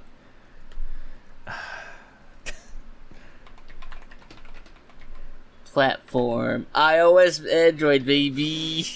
God, there are so many Tales of mobile games. If you want Gintama, I gotta be into that mobile game market. Did this come out in America? Black Clover, also in Tales of Rays. I mean, yeah, it makes sense that a mobile game would have a lot of collaborations like that, but Stone Ocean. You see, Brent, Stone Ocean. They collaborated. Here's the problem. Tales of Rays, released February 28th, 2017. It was shut down May 29th, 2018. Oof. There's so many Tales of mobile games. There's like a new one coming out too, which is really dumb. No Gintama for Brent. Damn. I miss out on I miss out on a Tales of mobile game.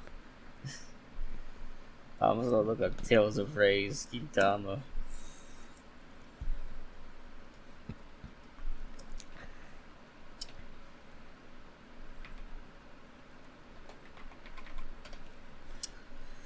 I'm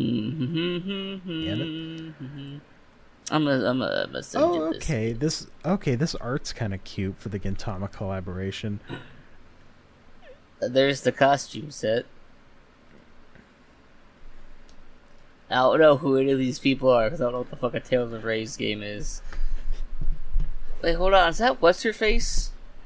Who's what's her face? I don't know.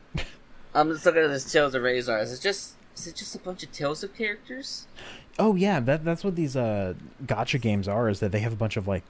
It was a gacha game. Okay. Yeah, it's How many Tales of gacha games have there been? There's probably been a lot. Why does Alvin from fucking Exilia get the Gintoki costume? That's fucking weird.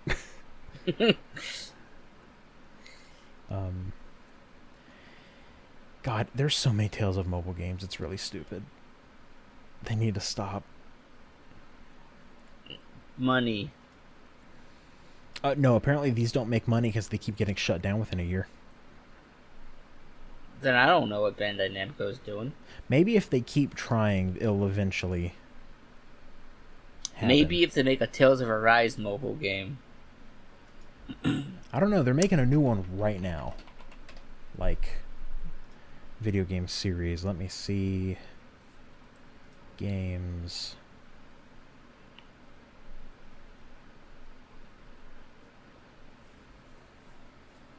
Yeah. The last one that released, it released last year. It's called Tales of Crestoria. And they literally just announced a new one, like, a few weeks ago. It's really stupid.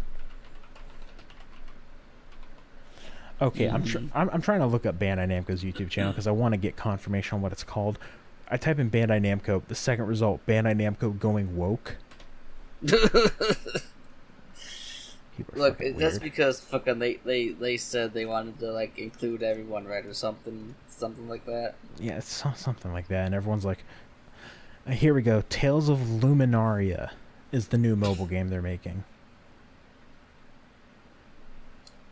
What a name. You know, at least Tales of Arise sold like 1 million copies in the first week. It's fine.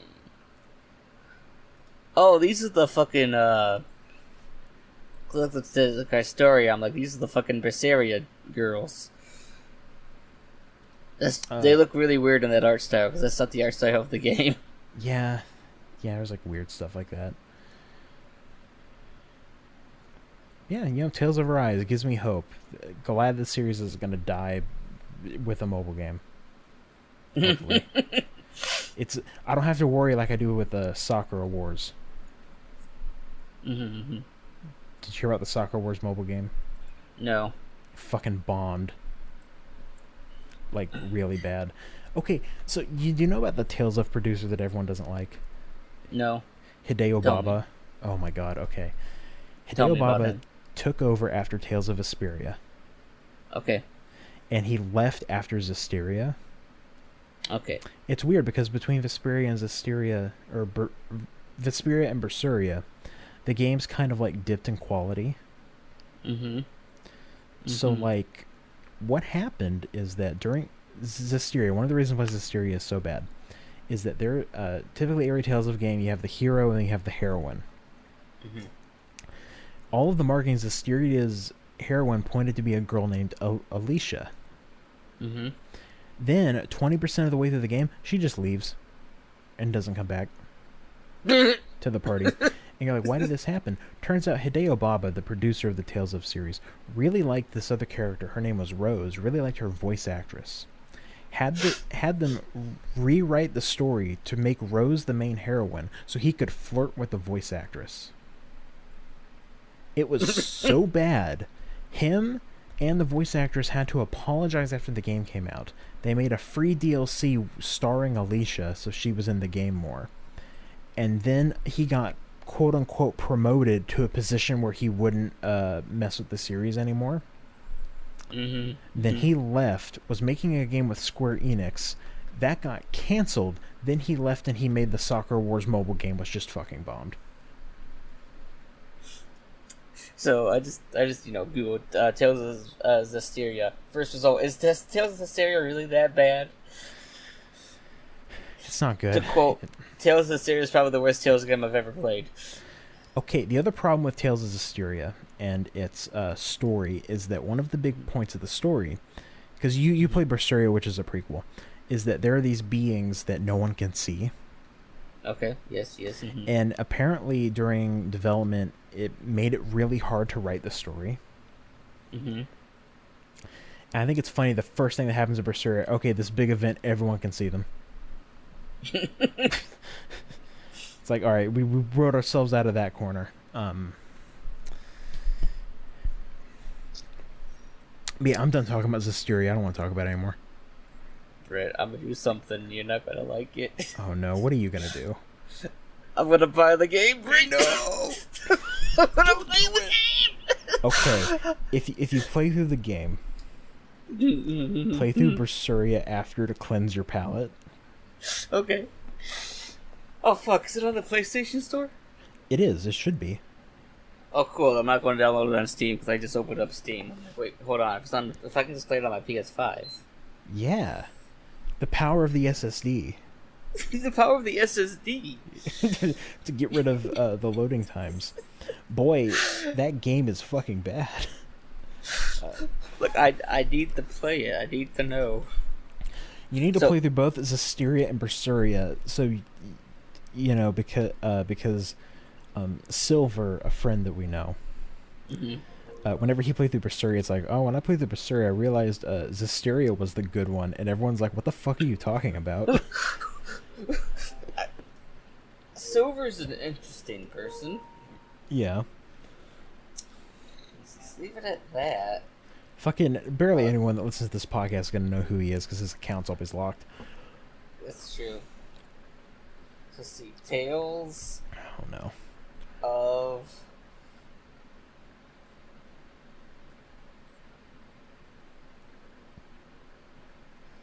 It's only $10, Brent. What are you talking about? Oh no. Oh no. Does it Look have the at all this cheater? free DLC. Okay, hold on. Does it have the cheater DLC? Because that would make the game. Let's see. Let's go to DLC. Add-ons free. Gotti is free. That fucking Evangelion. It is. Oh yeah, I forgot they had Evangelion costumes. Fuck. Idolmaster attachments. Oh my god. Boys school, I just girls fucking school. I look at the DLC. I just remembered something. So one of the other problems with Zestiria is that the game barely has skits. Oh. All of the skits are in the last bit of the game. One of the pieces of DLC is a free skits pack to put more skits in the game. Is it the last bonus chapter? Alicia, that's costs more than the game right now. So, There is technically cheater DLC, but not really. Yeah, it's not like as explicit as Berseria and Arise got. Oh, nope, there we go, found it. It's called the Speedrun Kit. Oh no. So here's what we're going to do. We're just going to put this $9 game in the cart. I don't care about PlayStation Now.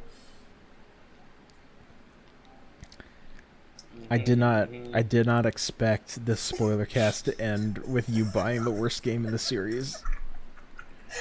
I have to do it. Oh no. In fact, I'm about the cheater DLC too. The cheater DLC costs more than the main game.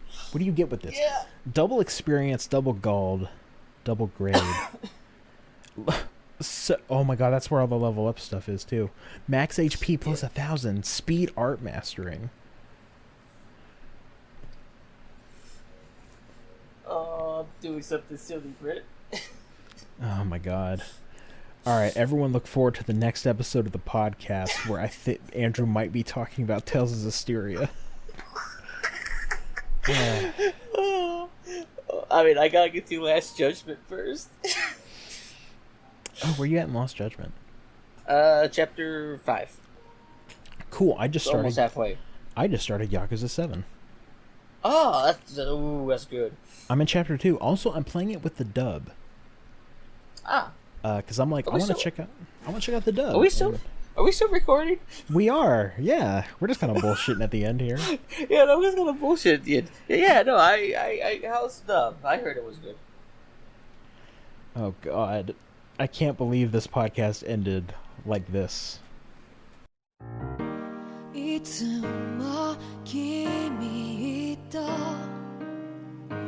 待ち続けた季節は何も言わず